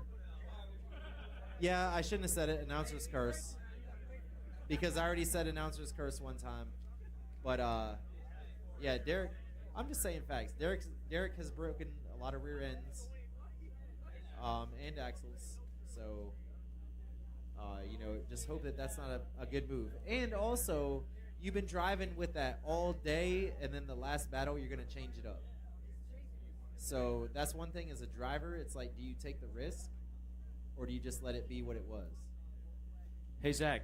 Hey, I just want to let everybody know we've already got the season points tallied. Yeah, I told him. So, yeah, we're going to celebrate on track right here, and in 10 minutes later, we're going to do season points at the merch tent. So, everybody, as soon as we're done celebrating here, make your way over to the merch tent, and we're going to announce our season winners and give away all those great prizes as well. Yeah, let's have a big crowd over there to celebrate. Yeah. All these drivers all year long, pushing the limits and breaking boundaries, man.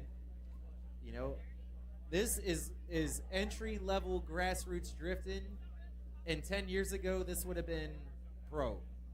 Well, pro-am-ish. I would say these are pro-am cars now. But, yeah, if you go back to 20 years ago, this would have been more than pro cars. Because pro cars had, 300, 200 horsepower back in the day. I mean, shoot, one of my favorite dudes, Bubba Drift in the El Camino. Automatic. Bombing the hill at Road A. But yeah, whenever you have lower power car too, you use a lot of momentum drift and weight transfer. Having more horsepower, you can rely on throttle and grip more. But like Darren has with that. Actually, Wade being right here. Where's the other microphone? Just down there. Wade, jump on here and tell us what happened with your car, man, when you shifting. What?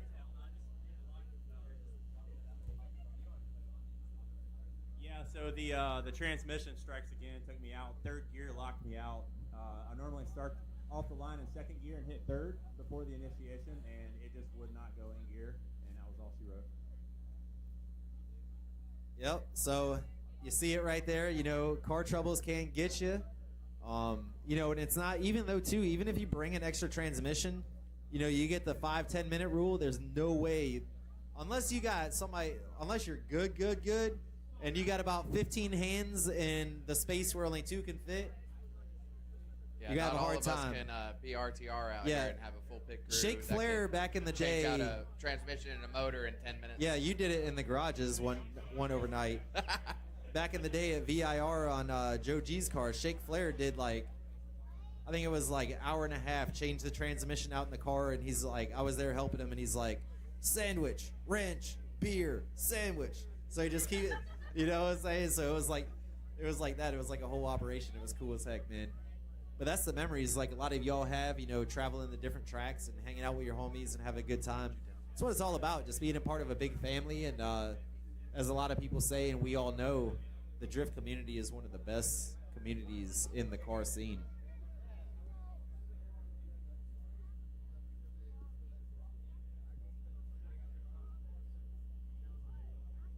So we see there, since Andy had just made his run, he had went back and got some tires. He was coming out of the lot, making his way back down the track. Took the shortcut way through the RV lot, which is a smart move.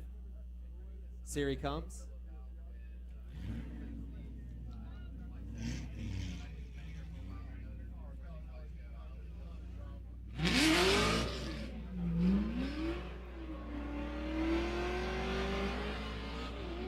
Hey, Ronnie, are you on here?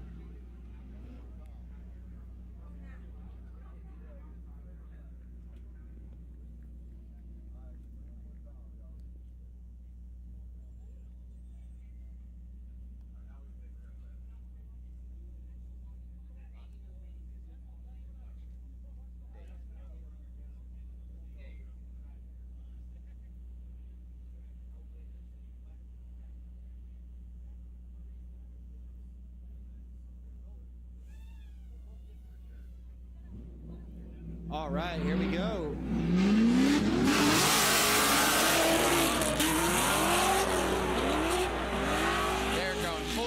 that first initiation there. Kind of leaving that second out of zone just a tad bit too early. Not really filling out that touch and go there. Big snappy transition, filling out that last zone there. Looked like he was trying to run away from Andy. Yeah, that was the whole point of airing down, buddy. Run away. And I would say that was a pretty good runaway train there. There was a significant gap. Yeah, it looked like he had a really big angle stall going through second. Yeah. I don't know if they'll call it an angle stall, but he really locked out. Well, and I'm it just kind of saying. slowed up a I'm bit. just saying the proximity versus the last time they were the last runs they made versus now. Yeah. You can definitely see with airing down from Derek Gaskins, it made a significant difference. Yes. It almost looks like the tire is flat. You guys, quads ready? They want to flip the boards.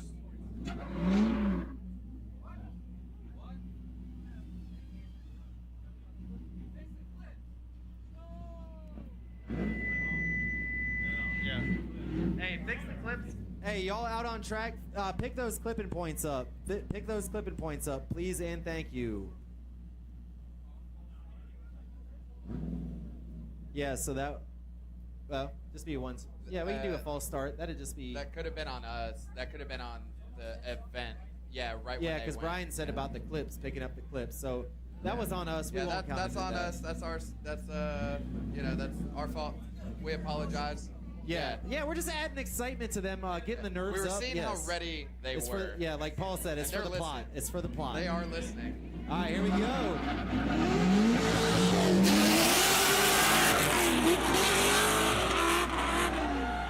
Oh man! Andy right with the spin out in front of Derek.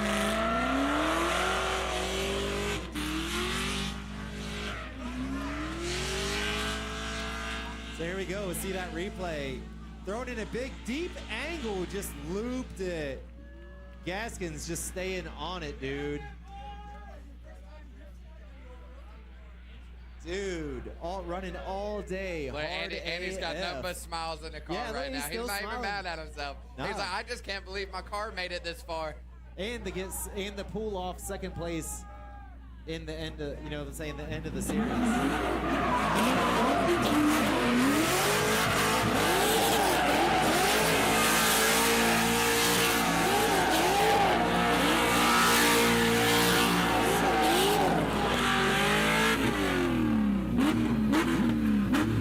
All right. As everybody runs away, we can't see nothing.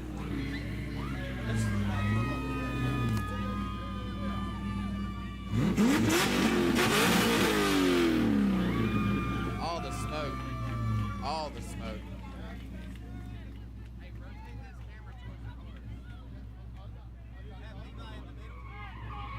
Hey, Ryan, put Levi in the middle.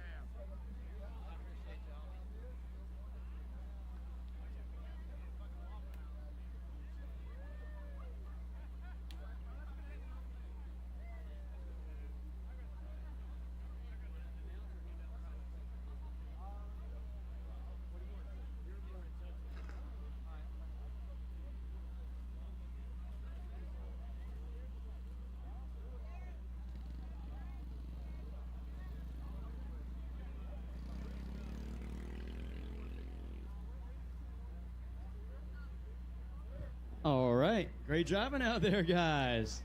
Woo!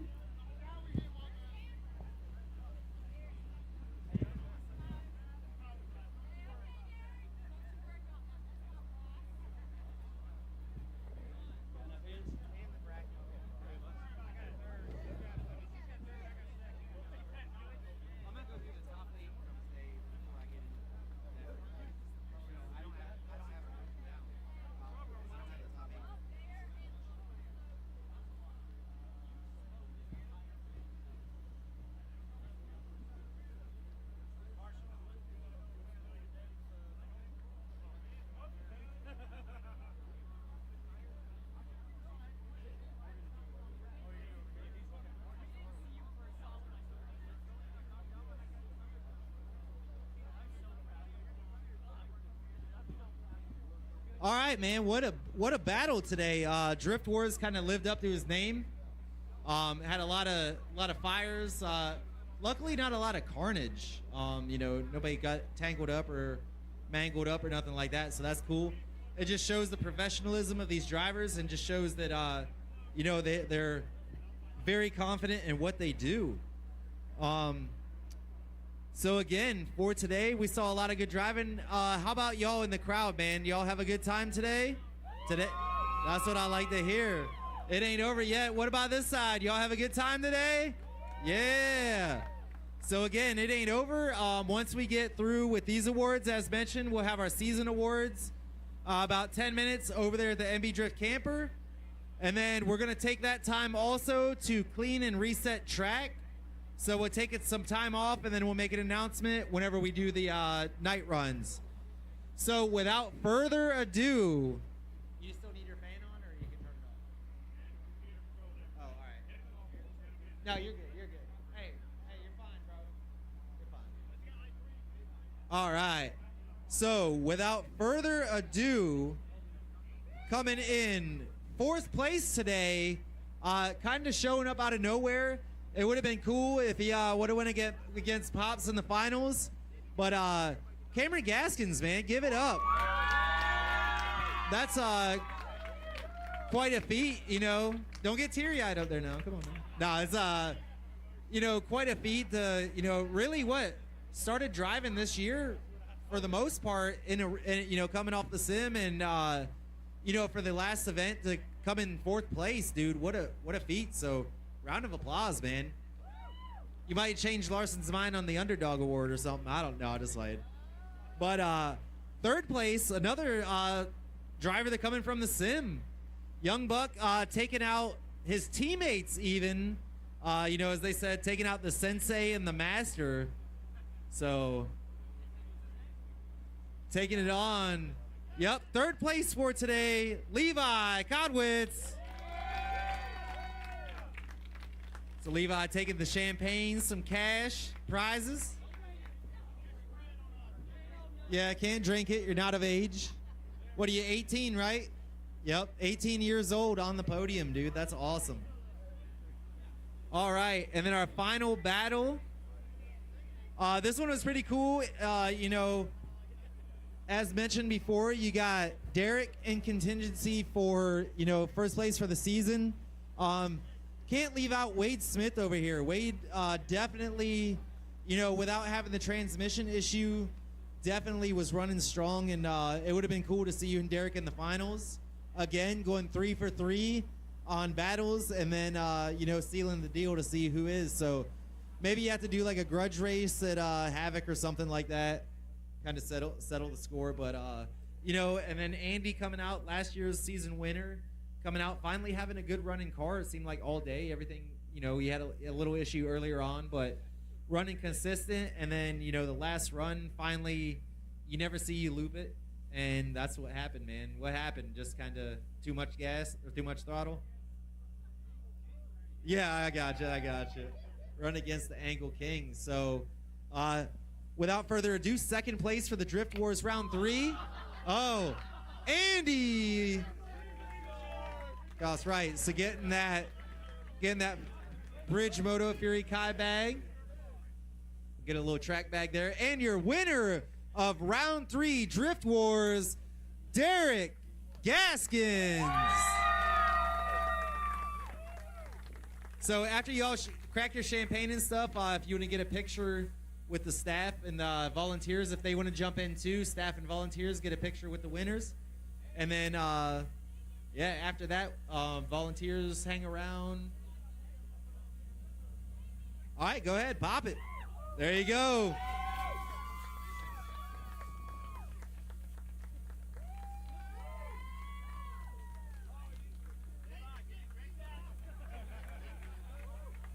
Yeah, you're about to know what champagne's like. It's gonna smell like crap. Yeah, it's gonna stink. So again, let's give a round of applause to not only these drivers, but all drivers that compete today and compete anywhere else, man, for real. It takes a lot of time and dedication and effort. So we're going to go ahead and if everybody could get behind the wall, we're going to go ahead and let them go down here and do their celebration donuts. And then right after that, again, we'll be at the MB Drift Camper to do the season awards.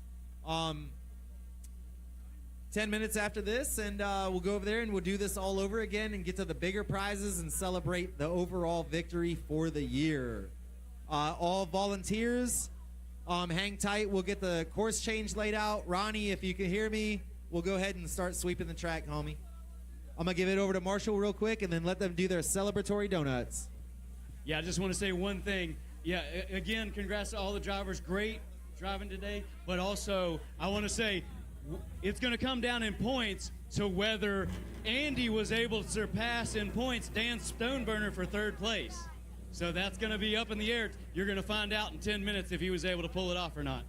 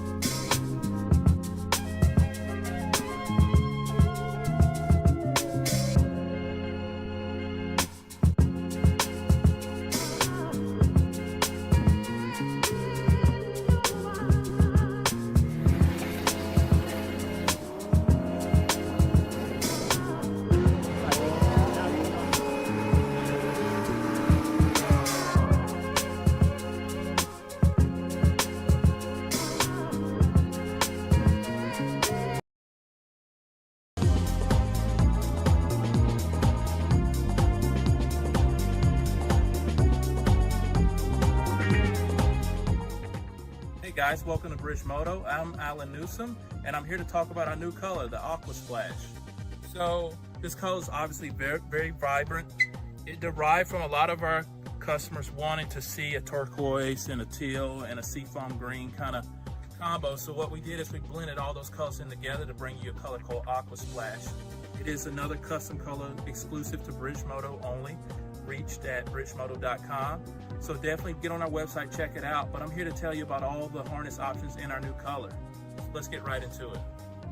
So what we have here is our Tsukuba model carbon seat dressed with a new seat